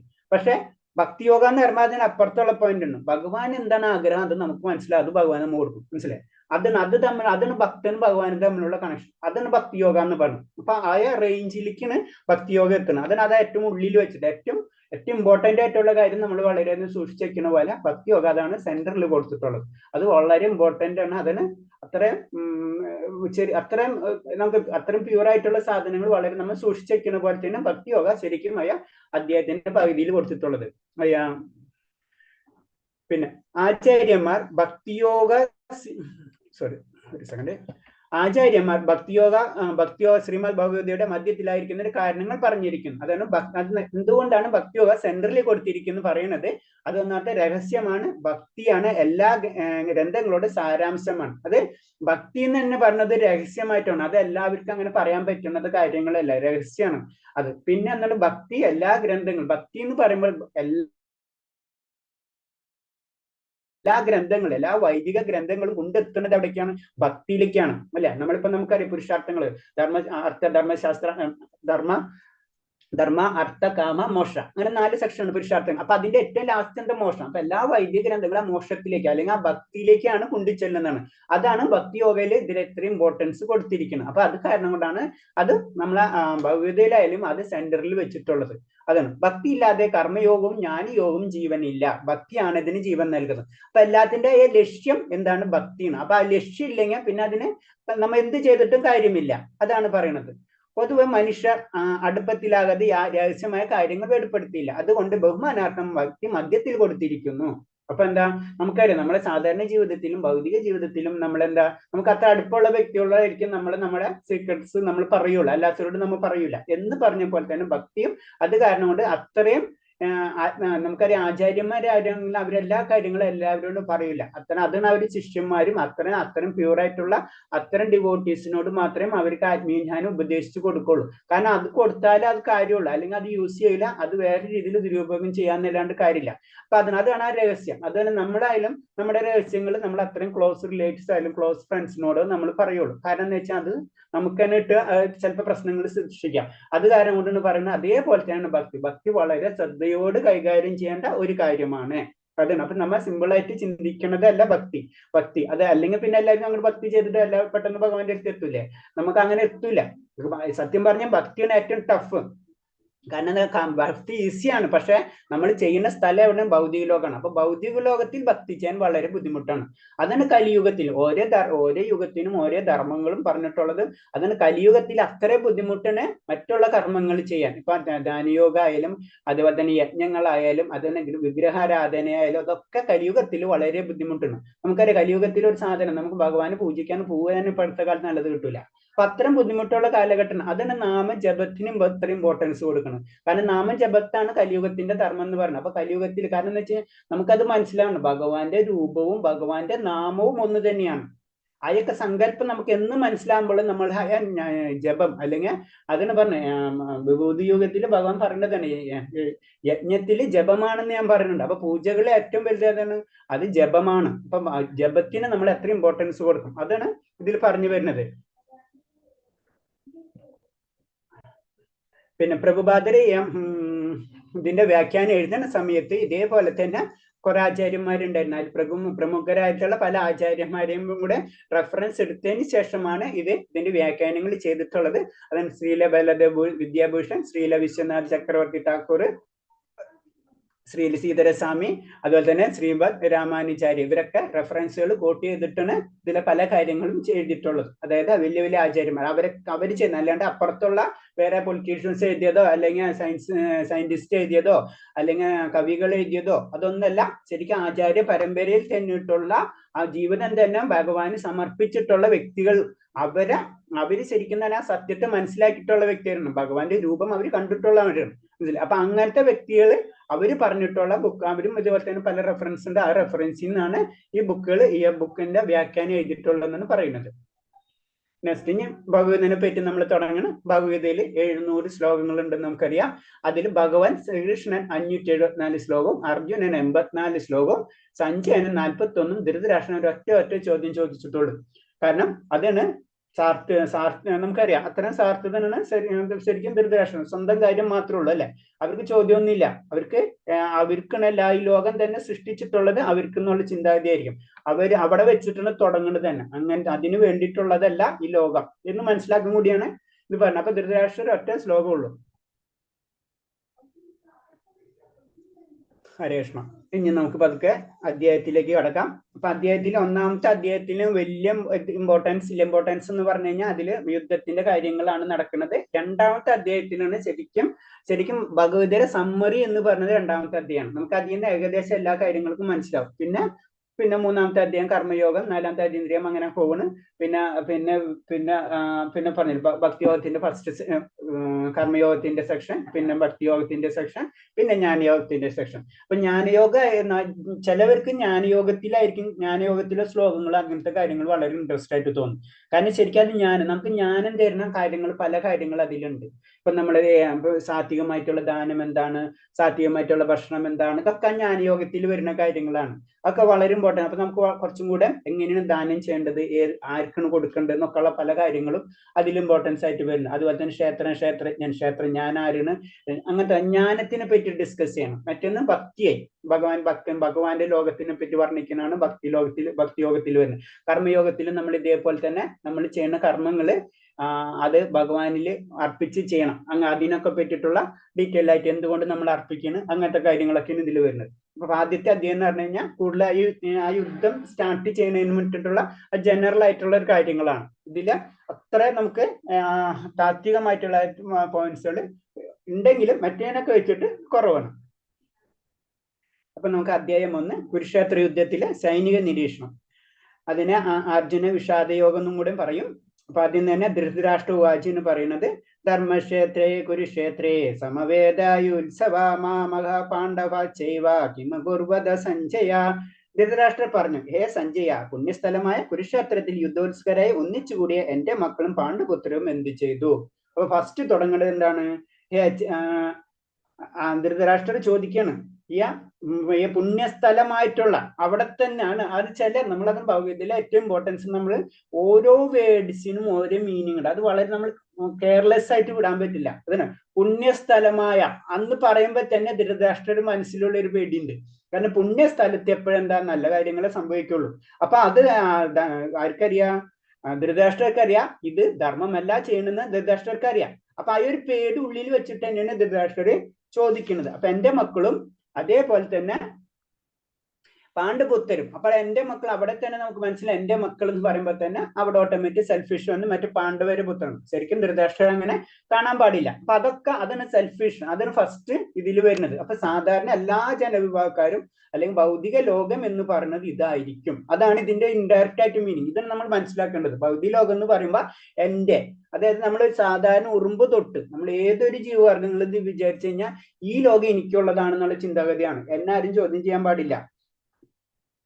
എനിക്ക് വേണ്ടിയാണ് ഈ ലോകം സൃഷ്ടിക്കപ്പെട്ടത്. ആ ഒരു മെന്റാലിറ്റി ആയിരിക്കും എല്ലാവർക്കും ഉണ്ടാവാം. നമ്മൾ എന്തൊക്കെ പറഞ്ഞാലും നമുക്ക് വേണ്ടിയിട്ടാണ് ഈ ലോകം, എനിക്ക് വേണ്ടിയാണ് സന്തോഷം, എന്നെ ആരും ചോദ്യം ചെയ്യും, ഞാൻ പറയണൊക്കെ ശരിയാണോ, ഞാൻ പറഞ്ഞ തെറ്റില്ല, ഈ മെന്റാലിറ്റി ഇത് തന്നെയാണ് ഫസ്റ്റ്. അതായത് എനിക്ക്, അതായത് എന്റെ മക്കള്, മനസ്സിലായി, എന്റെ മക്കൾ എന്ന് പറയുമ്പോൾ ആ പോയിന്റാണ് ഇതിൽ നിന്ന് നമ്മൾ മനസ്സിലാക്കേണ്ടത്. കാരണം ഇതിന് ചോദ്യം ചോദിക്കാൻ കാരണം ഈ പുണ്യസ്ഥലം എന്ന് പറഞ്ഞ കുരുക്ഷേത്രം എന്ന് പറഞ്ഞത് അത്ര പുണ്യമായിട്ടുള്ള ഒരു സ്ഥലമാണെന്ന് ധൃതരാഷ്ട്രർക്ക് അറിയാം. അപ്പൊ ആ ഒരു ഡൗട്ട് ഉണ്ട്. അപ്പൊ ഞാൻ തോൽക്കോ, അല്ലെങ്കിൽ ഇൻ കേസ് ഇവിടെ ദുര്യോധനൊക്കെ ഇനി മനംമാറ്റം വരുമോ? കാരണം അങ്ങനത്തെ സ്ഥലങ്ങളിൽ ചെന്ന് കഴിഞ്ഞാൽ നമുക്കറിയാം, ചില സ്ഥലത്ത് നമ്മൾ നല്ല സ്ഥലത്തൊക്കെ ചെന്ന് പെട്ട് കഴിഞ്ഞാൽ നമ്മൾ നല്ലതായി മാറും അല്ലെ? അങ്ങനത്തെ കാര്യങ്ങളൊന്നും സംഭവിക്കും. എത്ര പ്രശ്നമുള്ള വ്യക്തികളാണെങ്കിലും ചില സ്ഥലത്ത് നിന്ന് ചെന്ന് പെട്ട് കഴിഞ്ഞാൽ അവർ നല്ല ആ നിയമത്തിനനുസരിച്ച് അവർ ജീവിച്ചു പോകുമ്പോൾ അവർ നല്ലതായിട്ട് സംഭവിക്കാം. അപ്പൊ അങ്ങനെ സംഭവിക്കുമോ? അപ്പൊ ധൃതരാഷ്ട്രർക്ക് ലക്ഷ്യം ഒരേ ലക്ഷ്യമുള്ളൂ. കാരണം എന്റെ മക്കളായിരിക്കണം ഇനി ഭരിക്കേണ്ടത്. അതിന് ആ സാർത്ഥത നിലനിൽക്കണം. അത് ഈ ഭൗതിക ലോകത്തിന്റെ റിഫ്ലക്ഷൻ ആണ്. അതാണ് ഇതിൽ നമുക്ക് ഫസ്റ്റ് മനസ്സിലാക്കി. അതിൽ നിന്ന് നമ്മൾ പതുക്കെ ഭഗവാൻ ആ ചോദ്യത്തിലൂടെ ഭഗവാൻ പറഞ്ഞു തരുന്നത് ഇതാണ് ഈ ഭൗതിക ലോകം, സാർത്ഥത, എനിക്ക് വേണ്ടിയാണ് ഈ ലോകം സൃഷ്ടിച്ചിട്ടുള്ളതെന്നുള്ളൊരു മെന്റാലിറ്റി എല്ലാ ജീവജാലങ്ങൾക്കും ഉണ്ട്. അത് ധൃതരാഷ്ട്രർ മുഖേന നമുക്ക് കാണിച്ചു തരുന്നതാണത്. പിന്നെ ഡീറ്റെയിൽ ആയിട്ട് ഓരോ കാര്യങ്ങൾ പറഞ്ഞു തരുന്നത്. കാരണം എന്ന് വെച്ച് കഴിഞ്ഞാൽ ഇതിൽ പറഞ്ഞ സ്മരണാതീത വൈദ്യകാലം മുതൽ തന്നെ തീർത്ഥാടകരുടെ ഒരു പുണ്യസ്ഥലമായിരുന്നു അത്. അതായത് കുരുക്ഷേത്രം എന്ന് പറഞ്ഞത് അത് വളരെ മുന്നേ തന്നെ അത്ര അതായത് വൈദികകാലം മുതൽക്ക് തന്നെ തീർത്ഥാടകരുടെ ഒരു പുണ്യസ്ഥലമായിരുന്നു. ഓക്കെ, ഇതിലെന്താ പറഞ്ഞു നോക്കാം നമുക്ക് പോയിന്റ്സ്. വ്യാസശിഷ്യനായിരുന്ന സഞ്ജയനും വ്യാസദേവന്റെ കരുണയാൽ ധൃതരാഷ്ട്രയുടെ കൊട്ടാരത്തിൽ ഇരുന്നു കൊണ്ട് കുരുക്ഷേത്ര യുദ്ധരംഗം കാണാൻ അദ്ദേഹത്തിന് സാധിച്ചിരുന്നു എന്ന് പറഞ്ഞു. അപ്പൊ നമുക്കറിയാം സഞ്ജയന് അങ്ങനത്തെ ഒരു ദിവ്യ ദൃഷ്ടി വ്യാസദേവൻ കൊടുത്തിട്ടുണ്ടായിരുന്നു. കാരണം യുദ്ധരംഗം കാണാൻ വേണ്ടി ധൃതരാഷ്ട്രർക്ക് കാണാൻ കഴിവില്ല.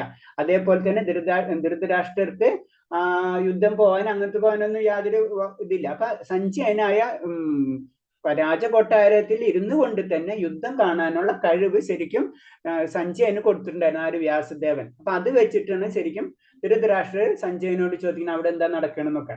അങ്ങനെ അത് പറയണം. ധർമ്മപിതാവായ ശ്രീകൃഷ്ണന്റെ സാന്നിധ്യത്തിൽ ധർമ്മഭൂമിയായ കുരുക്ഷേത്രത്തിൽ വെച്ച് വിളനിലത്തെ കളകൾ എന്ന പോലെ ദ്രാത്രപുഷ്ടന്മാരെ ദുര്യോധനാദികളെ പൂർണ്ണമായി നശിപ്പിക്കുമെന്നും യുധിഷ്ഠിരന്റെ നേതൃത്വത്തിൽ ധാർമ്മികരെ ഭഗവാൻ നാട് വാഴിക്കുമെന്നും ഇതിന്റെ തുടക്കത്തിൽ നിന്ന് വ്യക്തമാക്കാവുന്നതാണ്. അപ്പൊ ഇതിൽ പറയണെന്ന് വെച്ച് കഴിഞ്ഞാൽ ഈ പോയിന്റാണ്. കാരണം എന്ന് വെച്ച് കഴിഞ്ഞാൽ ഇതിൽ തന്നെ ഇൻഡയറക്റ്റ് ആയിട്ട് ധൃതരാഷ്ട്രർ ഒരു പേടിയാണ്. കാരണം ഇവരും എന്താണ് തോൽവി സംഭവിക്കാനുള്ള സാധ്യത കൂടുതലാണ്. കാരണം അത് കുരുക്ഷേത്രമാണ്. പിന്നെ അതിന്റെ കുറെ കാര്യങ്ങൾ അത് പിന്നീടുള്ള ശ്ലോകങ്ങളിൽ അത് വരുന്നുണ്ട്. അങ്ങനെ പല കാര്യങ്ങളുണ്ട് ഇവര് ജയിക്കാന്നുള്ളത്. അപ്പൊ ധൃതരാഷ്ട്രരുടെ ആ പേടിയും കൂടിയാണ് ഈ ശ്ലോകത്തിൽ കാണിച്ചിരിക്കുന്നത്.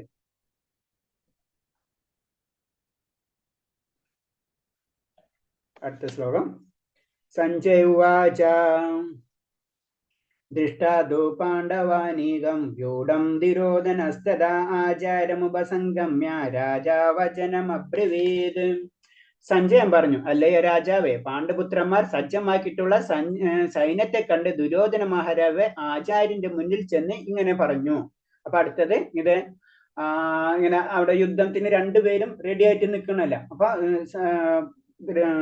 ദുര്യോധനൻ ആചാര്യൻ എന്ന് പറഞ്ഞാൽ ദ്രോണാചാര്യനാണ്. ദ്രോണാചാര്യന്റെ അടുത്ത് ചെല്ലുകയും പിന്നെ ആ യുദ്ധത്തിനെ പറ്റിയിട്ടുള്ള പല വർണ്ണനകളും ശരിക്കും ദുര്യോധനൻ പറയുന്നുണ്ട്.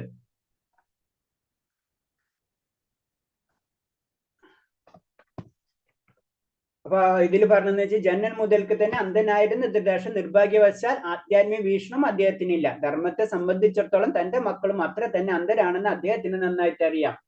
അപ്പൊ അതില് രണ്ടു മൂന്ന് കാര്യങ്ങളുണ്ട്. ഒന്ന്, ധൃതരാഷ്ട്രർക്ക് ആ ആത്മീയ ജ്ഞാനമില്ല. ധർമ്മം അവിടെ പുലർത്താണ്ടാണ് ഒരു യുദ്ധത്തിന് തന്നെ റെഡി ആയത്. അപ്പൊ അതേപോലെ തന്നെയാണ് മക്കളും. അത് ദുര്യോധന അറിയാം. അപ്പൊ എന്താ സംഭവിക്കുക, അവിടെ തോൽവിക്കുള്ള സാധ്യത വളരെ കൂടുതലാണ്. അതാണ് ഇതിൽ പറയുന്നത്.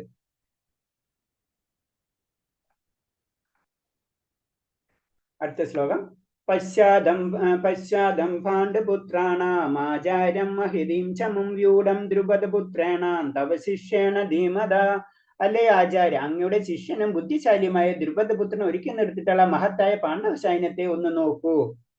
അപ്പൊ ഇതില് ഈ ശ്ലോകത്തിനാണ് ഇത്തിരി ഇമ്പോർട്ടൻസ് ഉള്ള ശ്ലോകമാണ്.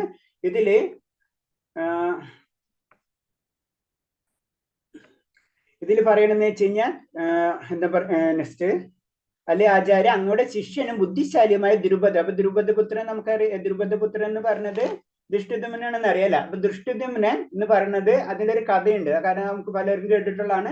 കാരണം ശരിക്കും ദൃഷ്ടദ്യുമ്നൻ ദ്രുപദ മഹാരാജാവിന്റെ മകനാണ്. അപ്പൊ ദ്രുപദനും ദ്രോണനും തമ്മിലുള്ള ചില പ്രശ്നങ്ങൾ ഉണ്ടായിരുന്നു. അങ്ങനെ അവര് തമ്മിലുള്ള പിന്നെ ദ്രുപദന് ശരിക്കും ദ്രോണനെ തോൽപ്പിക്കാൻ കഴിയില്ല. അങ്ങനെയാണ് യാഗത്തിലൂടെ ദ്രൗപദിയും ദൃഷ്ടദ്യുമ്നും വരുന്നത്. അപ്പൊ ദൃഷ്ടദ്യുമ്നൻ പിന്നെ ആയുധകലകൾ മുഴുവനും പഠിപ്പിച്ചു കൊടുക്കുന്നത് ദ്രോണരാണ്.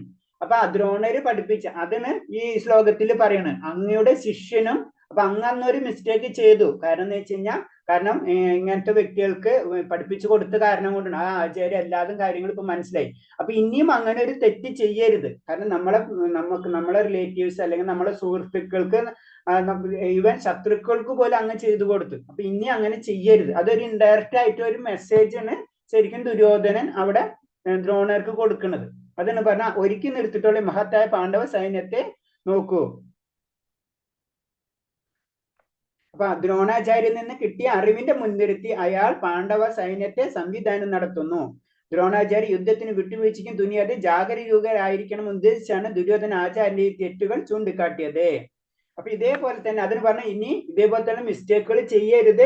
കാരണം എന്റെ ശിഷ്യനാണല്ലോ എന്ന് വിചാരിച്ചിട്ട് പല കാര്യങ്ങളും നമ്മൾ വിട്ടുവീഴ്ചയ്ക്ക് ചെയ്ത് കഴിഞ്ഞാൽ അത് നമ്മുടെ യുദ്ധത്തിനുള്ള തോൽവി വരും. അത് ഇൻഡയറക്റ്റ് ആയിട്ട് ശരിക്കും ദുര്യോധന അത് ദ്രോണരോട് പറയാണത്.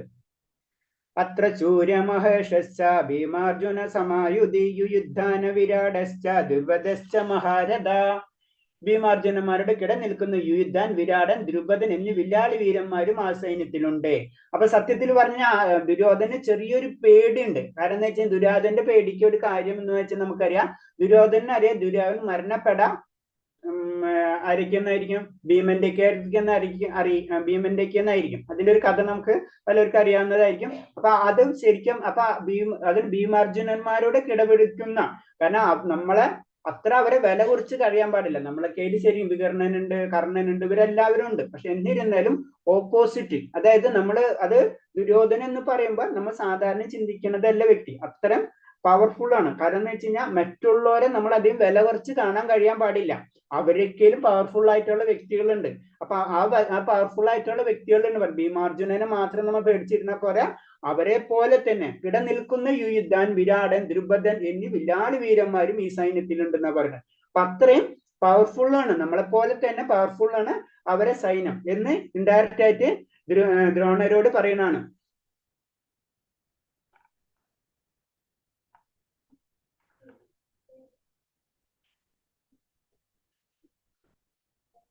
പിന്നെ അടുത്തത് വീണ്ടും പറയണ ദുഷ്ടകേതു ചേതിജ്ഞാനകാശിരാജശ്ച വീരവാൻ പുരോജിത് കുന്തിഭോജശ്ച ശൈബശ്ച നരപുംഗവ ദൃഷ്ടകേതു, ചേദിജ്ഞാനൻ, കാശിരാജാവ്, പുരജിത്ത്, കുന്തിഭോജൻ, വശൈബർ എന്നീ വീരന്മാരായ യോദ്ധാക്കളും അവിടെ സന്നിധരായിട്ടുണ്ട്. അപ്പൊ വീണ്ടും പറയണ, ഇവര് മാത്രമല്ല, യുയുധൻ, വിരാടൻ, യുദ്രപദൻ, ഇവര് മാത്രമല്ല, ദൃഷ്ടകേതു, ചേദിജ്ഞാൻ, കാശിരാജൻ, പുരോജിത്ത്, അങ്ങനെ വലിയ വലിയ മഹാരഥന്മാരും അവരെ കൂടെ അവരെ യുദ്ധത്തിലുണ്ട്. അതായത് കുറച്ച് ആദ്യം പറഞ്ഞു വീണ്ടും പറയുന്നതാണ്, ഇവര് മാത്രമല്ല പിന്നെയും വലിയ വലിയ വ്യക്തികളുണ്ട്. അപ്പൊ അത്രയും അതിന് അവരൊട്ടും വില കുറച്ച് കാണാൻ പാടില്ല. ശരി, നമ്മൾ ഭയങ്കര പവർഫുൾ ആണെങ്കിലും അവരും അത്ര മോശക്കാരല്ല എന്നാണ് ഇതിൽ കൂടെ പറഞ്ഞു കൊടുക്കുന്നത്. യുദ്ധമാനശ്ച വിക്രാന്ത ഉത്തമശ്ച വീരവാൻ സൗഭദ്രദേയശ്ച സർവേഹ മഹാരഥ. കൂടാതെ പരാക്രമിയായ യുദ്ധമാനു, ബലവാനായ ഉത്തമ മൗജസ്, സുഭദ്രപുത്രൻ, ദ്രൗപദിയുടെ മക്കൾ എന്നിവ യുദ്ധത്തിനൊരു നിൽക്കുകയാണ്. ഇവരെല്ലാം മഹാരഥന്മാർ തന്നെ.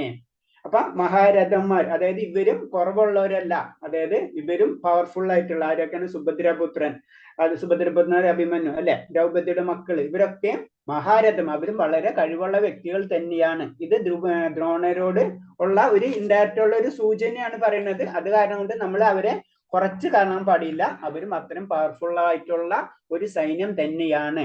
അത് ശരിക്കും നോക്കണെന്ന് വെച്ച് കഴിഞ്ഞാൽ 11 അശ്വണിയാണ് ഇവർക്കുള്ളത്. ആയിരിക്കല് പാണ്ഡവര് 11 കൗരവരക്കയിലും 7 പാണ്ഡവരക്കയിലും. അപ്പൊ 18 അശ്വണിയാണല്ല അതില് യുദ്ധത്തിൽ നിൽക്കുന്നത്. അപ്പൊ ശരിക്കും കൂടുതൽ ശരിക്കും ദുര്യോധന്റെ കയ്യിലാണ്. എന്നിരുന്നാലും ദുര്യോധൻ അവരോട് പറയണ, അവരെ എന്നാലും ശ്രദ്ധിക്കണം, കുറവുണ്ടെന്ന് വെച്ചിട്ട് നമ്മൾ അവരെ ചെറുതാക്കി കാണാൻ പാടില്ല. അവരേലും വളരെ പ്രസിദ്ധമായിട്ടുള്ള മഹാരഥന്മാരുണ്ട് എന്ന് ദ്രോണരെ ഓർമ്മിപ്പിക്കുകയാണ്. അതൊരു പറയില്ല, ഒന്ന് മോട്ടിവേഷൻ ചെയ്യുക, അല്ലെങ്കിൽ നമ്മളൊന്ന് ജാഗരൂകരാക്കുക എന്നാണ് പറയുന്നത്. അതൊരു യുദ്ധത്തിന്റെ ഒരു തന്ത്രമാണ്. നമ്മൾ എത്ര നല്ല കേപ്പബിൾ ആണെങ്കിലും മറ്റുള്ളവരെ സൈനിക തന്ത്രങ്ങൾ നമുക്ക് അറിഞ്ഞിരിക്കണം, എന്നാലേ നമുക്ക് കറക്റ്റായിട്ട് അവരെ അറ്റാക്ക് ചെയ്യാൻ പറ്റുള്ളൂ. അതാണ് പറയുന്നത്. കാരണം അപ്പൊ അതാണ് ദുര്യോധന്റെ ഇത് പറയില്ലേ, എന്തെന്നാ പവർ. കാരണം എന്താ വെച്ചാൽ ദുര്യോധന അങ്ങനെ വിചാരിക്കണ വ്യക്തിയല്ല, നമ്മൾ ചിന്തിക്കുന്ന വ്യക്തിയല്ല, വളരെ കഴിവുള്ള വ്യക്തി തന്നെയായിരുന്നു. അതാണ് ഇതിൽ മനസ്സിലാക്കേണ്ടത്. അസ്മാകന്തു വിശിഷ്ടേയ താനി ബോധതി ജ്യോതമാ നായക മമ സൈന്യസ്യ സംജാതം താൻ ബ്രവീമിതേ ബ്രാഹ്മണോത്തമ. എന്റെ സൈന്യത്തെ നയിക്കുന്നതിന് യോഗ്യതയുള്ള പടനായകയെ പറ്റി ഞാൻ പറഞ്ഞു തരാം. ഇനി അടുത്തത്, ഇതിപ്പോ ഇത്ര നേരം ഇവരെ പറ്റി പറഞ്ഞ്, ഇനി നമ്മളെ പറ്റി, നമ്മൾക്കും അങ്ങനെ ഇത്ര നേരം അവരെ പറ്റി പറഞ്ഞു, ഇനി നമ്മളെ പടനായകരെ പറ്റി പറഞ്ഞു തരാന്ന് പറഞ്ഞിട്ട് ഇനി ദുര്യോധനൻ പറയണ്, ഭഗവാൻ ഭീഷ്മശ്ച കർണശ്ച കൃപശ്ച സമതിം ചയ അശ്വത്ഥമാ വികർണശ്ച സൗമദത്തി സദൈവ ച. യുദ്ധത്തിൽ സദാ വിജയിക്കുന്ന താങ്കൾ, ഭീഷ്മർ, കർണൻ, കൃപൻ, അശ്വത്ഥമാവ്, വികർണൻ, സോമദത്തിന്റെ പുത്രനായ ഭ്രൂരിശ്രവസ് എന്നീ വീരുമുണ്ട്. അപ്പൊ പിന്നെ അടുത്ത സെക്ഷൻ നമ്മളെ ഭാഗത്തിനെ പറ്റി പറയുന്നത്, യുദ്ധത്തിൽ സദാ വിജയിക്കുന്ന അങ്ങ്, അത് നേടാ പൊതുരായിട്ടുള്ള ഒരു പൊതിച്ചു പറയാന്ന് പറയില്ലേ, അതായത് അത്രയും.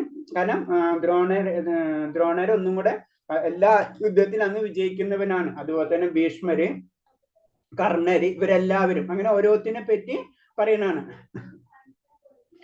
പിന്നെ ഹവസൂര്യ മദർത്തേ തിക്ത ജീവദാനാന ശാസ്ത്ര പ്രഹരണ സർവേ യുദ്ധ വിശാരദ. എനിക്ക് വേണ്ടി സ്വജീവിതം അർപ്പിക്കാനൊരുങ്ങി വന്നവരായിട്ടാണ് ഇനിയുമുണ്ട് പല വീര യോദ്ധാക്കളും. നാനാവിധത്തിലുള്ള ആയുധങ്ങൾ കൈവശമുള്ളവരും സമരമുറകളിൽ സുപരിചിതരുമാണ് അവർ. ഇപ്പൊ അടുത്തത് പറയണേ, കാരണം എന്ന് വെച്ച് കഴിഞ്ഞാൽ എനിക്ക് വേണ്ടി ജീവിതം സമർപ്പിക്കാൻ ഒരുങ്ങി. അപ്പൊ ഇവരൊക്കെ മരണപ്പെടുന്ന അറിയാണ്ട് ആരെന്ന് വരുന്നു, ദുര്യോധനന്റെക്കിൽ വരുന്നുണ്ട്. ഇവരൊക്കെ മരണപ്പെടുന്നു. അതിന് പറഞ്ഞ് എനിക്ക് വേണ്ടി ചില സമയത്ത് പറയില്ല, നമ്മള് ചില വാക്കുകൾ അതായിട്ട് ഭവിക്കും എന്ന് പറഞ്ഞ പോലെ തന്നെ. അപ്പൊ ഇതൊക്കെ സംഭവിക്കും, അത് കൺഫേം. സ്ക്രീനൂടെ ശ്രദ്ധിക്കണേ, സ്ക്രീൻ താങ്ക് യു പ്രഭു. ഞാനിത് നോക്കുമ്പോ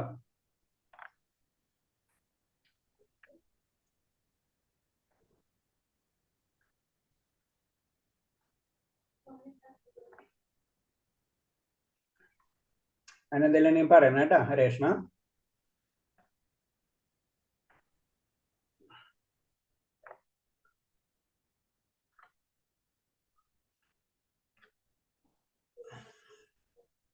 ഇപ്പൊ ഇത് പറഞ്ഞെന്ന് വെച്ച് കഴിഞ്ഞാല് സ്വജീവിതം സമർപ്പിക്കാൻ ഒരുങ്ങി വന്നവരായിട്ടാണ്. അപ്പൊ ആ ജീവിതം, അവരുടെ ജീവിതം അവര് സ്വജീവിതം സമർപ്പിക്കാൻ, അവരുടെ ജീവിതം അതായത് മരിച്ചു പോകും. അത്രയും എനിക്ക് വേണ്ടി എന്തും ചെയ്യാൻ വേണ്ടി റെഡി ആയിട്ട് വന്നിരിക്കണം. അപ്പൊ നമ്മൾ പറയില്ലേ, ചില സമയത്ത് അറിയാണ്ട് ചില വാക്കുകൾ പറഞ്ഞ പോലെ തന്നെയാണ് അവിടെ അത് സംഭവിച്ചിരിക്കും. എങ്കിലും സുഹൃത്തുക്കളെ ഏകോപിച്ച് ബലം തനിക്ക് വിജയം നേടിത്തരുമെന്ന് ദുര്യോധനൻ വിശ്വസിക്കുന്നു. അപ്പൊ എന്താണ് പറഞ്ഞത്? എന്നിരുന്നാലും ഖത്തർ ഇത്രയും പവർഫുൾ ആണ് എന്റെ ആർമി, അപ്പൊ അത് കാരണം കൊണ്ട് എനിക്ക് വിജയം നേടിത്തരുമെന്ന് ദുര്യോധനൻ വിശ്വസിക്കണം. കാരണം അവിടെ പോലെ സത്യത്തിൽ ദുര്യോധനും അറിയാം ചിലപ്പോൾ ഞാൻ വിജയിക്കാനുള്ള ചാൻസ് എനിക്ക് കുറവാണ്, പക്ഷെ എന്നാലും ഇത്രയും ശക്തി എനിക്ക് ഉണ്ടല്ലോ എന്ന് വിചാരിച്ചിട്ട് അങ്ങനെ ആശ്വസിക്കാന്ന് പറയില്ലേ, അതാണ്. അപ്പൊ ദുര്യോധനൻ എപ്പോഴും പേടിയാ, എന്തും വേണമെങ്കിലും സംഭവിക്കാം. കാരണം സത്യം എപ്പോഴും സത്യമായിട്ടിരിക്കുന്നു, അതും ദുര്യോധന അറിയാം. ധർമ്മത്തിനായിരിക്കും വിജയം, പക്ഷെ അത് അക്സെപ്റ്റ് ചെയ്യാൻ ദുര്യോധനന് പറ്റുന്നില്ല.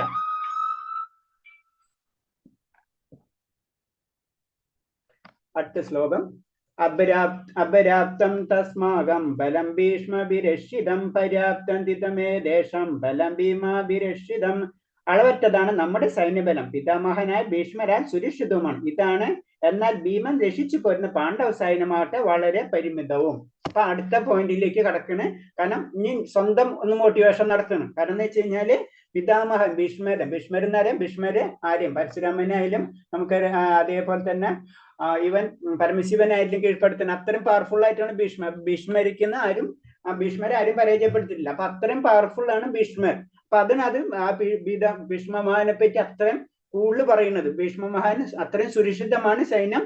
എന്നാൽ ഭീമൻ രക്ഷിച്ചു പോരുന്ന പാണ്ഡവ സൈന്യമാകട്ടെ വളരെ പരിമിതവും. കാരണം അവരെ ക്വാണ്ടിറ്റി നോക്കുമ്പോൾ, കാരണം അവർ ഇത്ര ആൾക്കാരേ ഉള്ളൂ, പക്ഷെ അവരെ വെച്ച് നോക്കുമ്പോൾ നമ്മുടെ സൈന്യബലം കൊണ്ടും പിന്നെ മഹാരഥന്മാരെ കൊണ്ട് നമ്മളെ സൈന്യം അത്ര സജ്ജമാണ് എന്നാണ് പറയുന്നത്.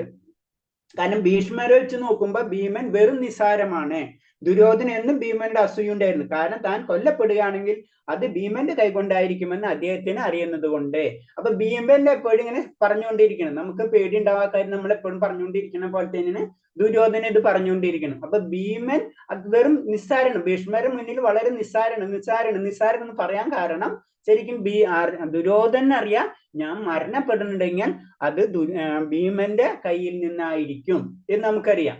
അത് അതിന്റെ പല കഥകൾ നമുക്ക് അതിനെപ്പറ്റി ഡീറ്റെയിൽ ആയിട്ട് പോണില്ല. ആ കഥകളൊക്കെ നമുക്ക് അറിയാമല്ലേ. കാരണം എന്ന് വെച്ച് കഴിഞ്ഞാൽ ഗാന്ധാരി ചെന്നിട്ട് കണ്ണ് തുറക്കുന്നത് ആ സമയത്ത് അത് പിന്നീട് വേണമെങ്കിൽ അതിനെപ്പറ്റി പറയാം. അപ്പൊ അതാണ് ശരിക്കും അർജുനൻ. അത് കാരണം കൊണ്ടാണ് ഭഗവാൻ തൊടയിൽ തന്നെ അടിക്കാൻ പറഞ്ഞത്. അപ്പൊ ധർമ്മം എന്ന് പറഞ്ഞു ഭഗവാൻ തന്നെയാണ് ധർമ്മം. ധർമ്മത്തെ സാക്ഷാൽ ഭഗവത് പ്രണീതം എന്ന് പറയുന്നത് ഭഗവാനാണ് ധർമ്മം. അപ്പൊ അത് ഭഗവാൻ എന്ത് പറഞ്ഞു അത് ചെയ്യും. ഭീമന്റെ പ്രത്യേകത അതാണ്. ഭീമൻ അറിഞ്ഞ് വേറെ ഒന്നും നോക്കൂല, ഭഗവാൻ എന്ത് പറഞ്ഞു അതങ്ങോട്ട് ചെയ്യും. അത് ഭഗവാൻ പറഞ്ഞതാണ് ശരി, പിന്നെ അതിന്റെ അപ്പുറത്തും. അതാണ് ശരിക്കും ഒരു ഭക്തൻ. അടുത്തത് 11ാമത്തെ ശ്ലോകം. അയനേഷു ച സർവേഷു യഥാ ഭാഗവസ്ഥിതാ ഭീഷ്മമേവാഭിരക്ഷന്തോ ഭവതേ സർവ ഏവ ഹി. സൈന്യവ്യൂഹത്തിൽ മർമ്മസ്ഥാനങ്ങൾ ഉറച്ചു നിന്നുകൊണ്ട് നിങ്ങൾ ഓരോരുത്തരും ഭീഷ്മ പിതാവിന് പരിപൂർണ പിന്തുണ നൽകണം. അപ്പൊ ഇനി ഭീഷ്മനെ പറ്റി പറയുമ്പോ ബാക്കിയുള്ള സൈന്യവ്യൂഹങ്ങളൊക്കെ ഉണ്ട്, പല വ്യക്തികളുണ്ട്, മഹാരഥന്മാരൊക്കെ ഉണ്ട്. അപ്പൊ പറയണെന്ന് വെച്ച് കഴിഞ്ഞാൽ ഭീഷ്മൻ ഒക്കെ പവർഫുൾ ആണ്, എന്നിരുന്നാലും അദ്ദേഹത്തെ നമ്മൾ സംരക്ഷിക്കേണ്ടത്. അദ്ദേഹം തന്നെ പിതാമഹനാണ്, അപ്പൊ വളരെ അത്ര ഏജ്ഡ് ആയിട്ടുള്ള വ്യക്തിയാണ്. അപ്പൊ അത് കാരണം കൊണ്ട് അവരെ സംരക്ഷിക്കേണ്ടത് നമ്മുടെ ഡ്യൂട്ടി എന്ന് പറഞ്ഞിട്ട് മറ്റുള്ളവരും കൂടെ ഒന്ന് മോട്ടിവേറ്റ് ചെയ്യണം. അപ്പൊ അവർക്ക് തോന്നരുത് ഭീഷ്മനെ മാത്രം പൊക്കി പറയാണെന്ന്, മനസ്സിലായി. അപ്പൊ മറ്റുള്ളവരും കൂടെ നമ്മളെ എല്ലാവരും കൂട്ടിക്കൊണ്ടുപോകാന്ന് പറയില്ല. അതാണ് ശരിക്കും ഇവിടെ ദുര്യോധന ഇപ്പൊ ചെയ്യണത്. മറ്റുള്ളവരെ സന്തോഷിപ്പിക്കുക, അതോടുകൂടി ഭീഷ്മരെ സന്തോഷിപ്പിക്കുക. അപ്പൊ ഭീഷ്മരെ ഏറ്റവും വലിയ ആളാണ്. അപ്പൊ മറ്റുള്ളവർ അവരെ സഹായിച്ചു കൊടുക്കണം. അവർക്ക് എന്താ വാർദ്ധക്യ സഹജമായിട്ടുള്ള പ്രശ്നം കാരണം കൊണ്ടാണ്, അല്ലാണ്ട് ഭീഷ്മരല്ല. ഒന്ന് മറ്റുള്ളവരാണ്ട് നിങ്ങൾ വലിയ ആൾക്കാരെന്നുള്ള ഒരു ഇതും, അത് രണ്ടും കൂടെ ദുര്യോധനം പറയണം. കാരണം അത് പറയണം. പിന്നെ ഇതിൽ വേറൊരു കാര്യം എന്ന് പറയണെന്ന് വെച്ച് കഴിഞ്ഞാൽ, പിന്നെ ദുര്യോധനന് വേറൊരു പവർ പറയാന്ന് വെച്ച് കഴിഞ്ഞാല് ദുര്യോധന്റെ ഉള്ളില് ഒരു ചെറിയൊരു സംശയമുണ്ട് ഇതില്. ഈ പോയിന്റും കൂടി ഇതിൽ ഇൻക്ലൂഡ് ചെറുതായിട്ട് വരുന്നുണ്ട്. കാരണം എന്ന് വെച്ച് കഴിഞ്ഞാൽ ദുര്യോധനെ ശരിക്കറിയാം ഭീഷ്മർക്ക് പാണ്ഡവരെയാണ് ഇഷ്ടം. അതിനൊരു സംശയമില്ല, ദുര്യോധന അറിയാതെ. പക്ഷെ ദുര്യോധനുള്ള ഒരു ഇത് വ്യത്യാസം എന്ന് വെച്ച് കഴിഞ്ഞാല് ദ്രൗപദിയുടെ വസ്ത്രാക്ഷേപ സമയത്ത് ഇവര് മിണ്ടാതിരിക്കുന്ന ഒരു സംഭവം ഉണ്ട് അല്ലെ. അപ്പൊ അങ്ങനെ തന്നെ ആയിരിക്കണം യുദ്ധത്തിലും ചെയ്യേണ്ടതെന്നുള്ള ഇൻഡയറക്റ്റ് സൂചനയാണ് പറയുന്നത്.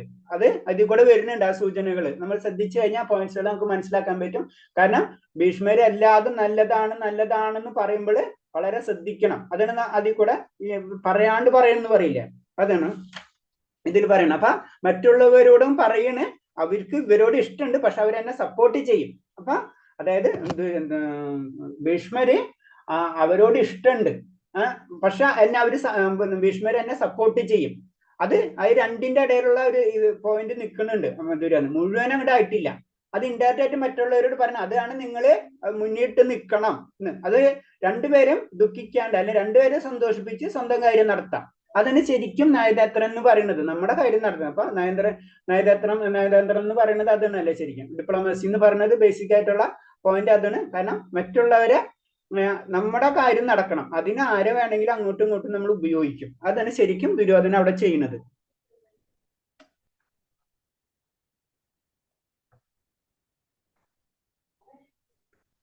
ഇനി അടുത്ത ശ്ലോകം.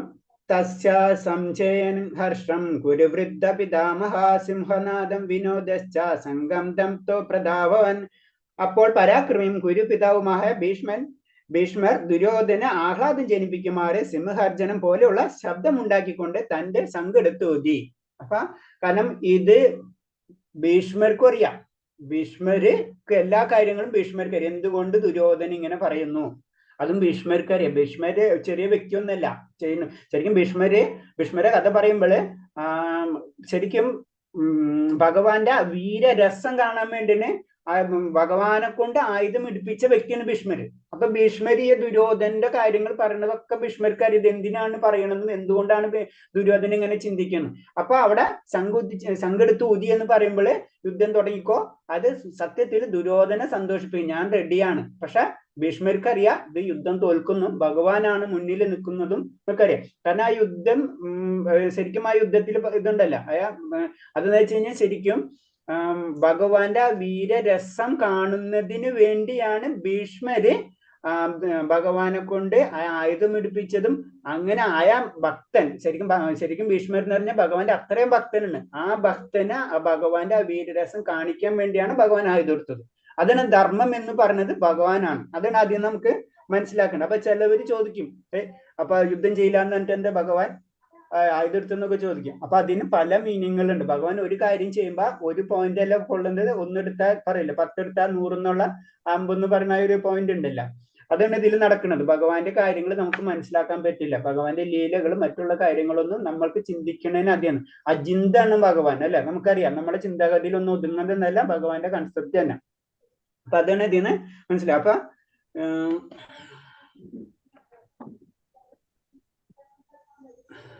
പ്രഭുജി അടുത്ത ക്ലാസ് ഉണ്ട് പ്രഭുജി. ഓ സോറി, ഹരേ കൃഷ്ണ. അപ്പൊ നമുക്ക് ഇത്ര ഇന്നത്തെ ശ്ലോകമായി 12 ആയി അല്ലേ പ്രഭുജി? എന്നെ ഹോസ്റ്റ് ആക്കണേ. ഓക്കെ, ശരി മാതാജി, ഹരേ കൃഷ്ണ. അപ്പൊ ഇത്രയും പറഞ്ഞാൽ എന്തെങ്കിലും സംശയം ഉണ്ടെങ്കിൽ ഒന്ന് ചോദിക്കാം.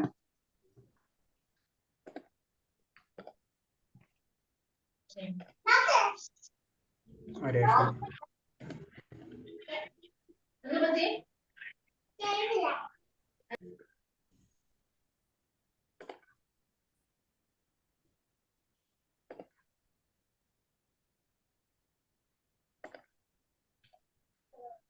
ഓക്കെ, ഇനി എന്തെങ്കിലും സംശയം ഇല്ലെങ്കിൽ നമുക്ക് നിർത്താം. അടുത്ത ക്ലാസ്സിൽ കാണാം. നമുക്ക് അടുത്ത ക്ലാസ് ഉണ്ട്. ലൈവ് ഓഫ് ചെയ്യോ പ്രഭു? ഒരു സെക്കൻഡ്, ലൈവും കൂടെ ഓഫ് ചെയ്യണോ അല്ലേ?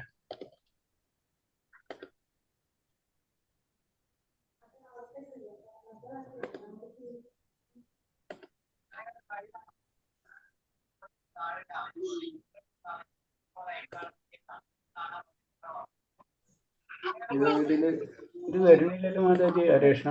ഞാൻ ഓഫ് ചെയ്യാൻ പറ്റുമോ? ഇനി മാതാജിക്ക് ചെയ്യാം.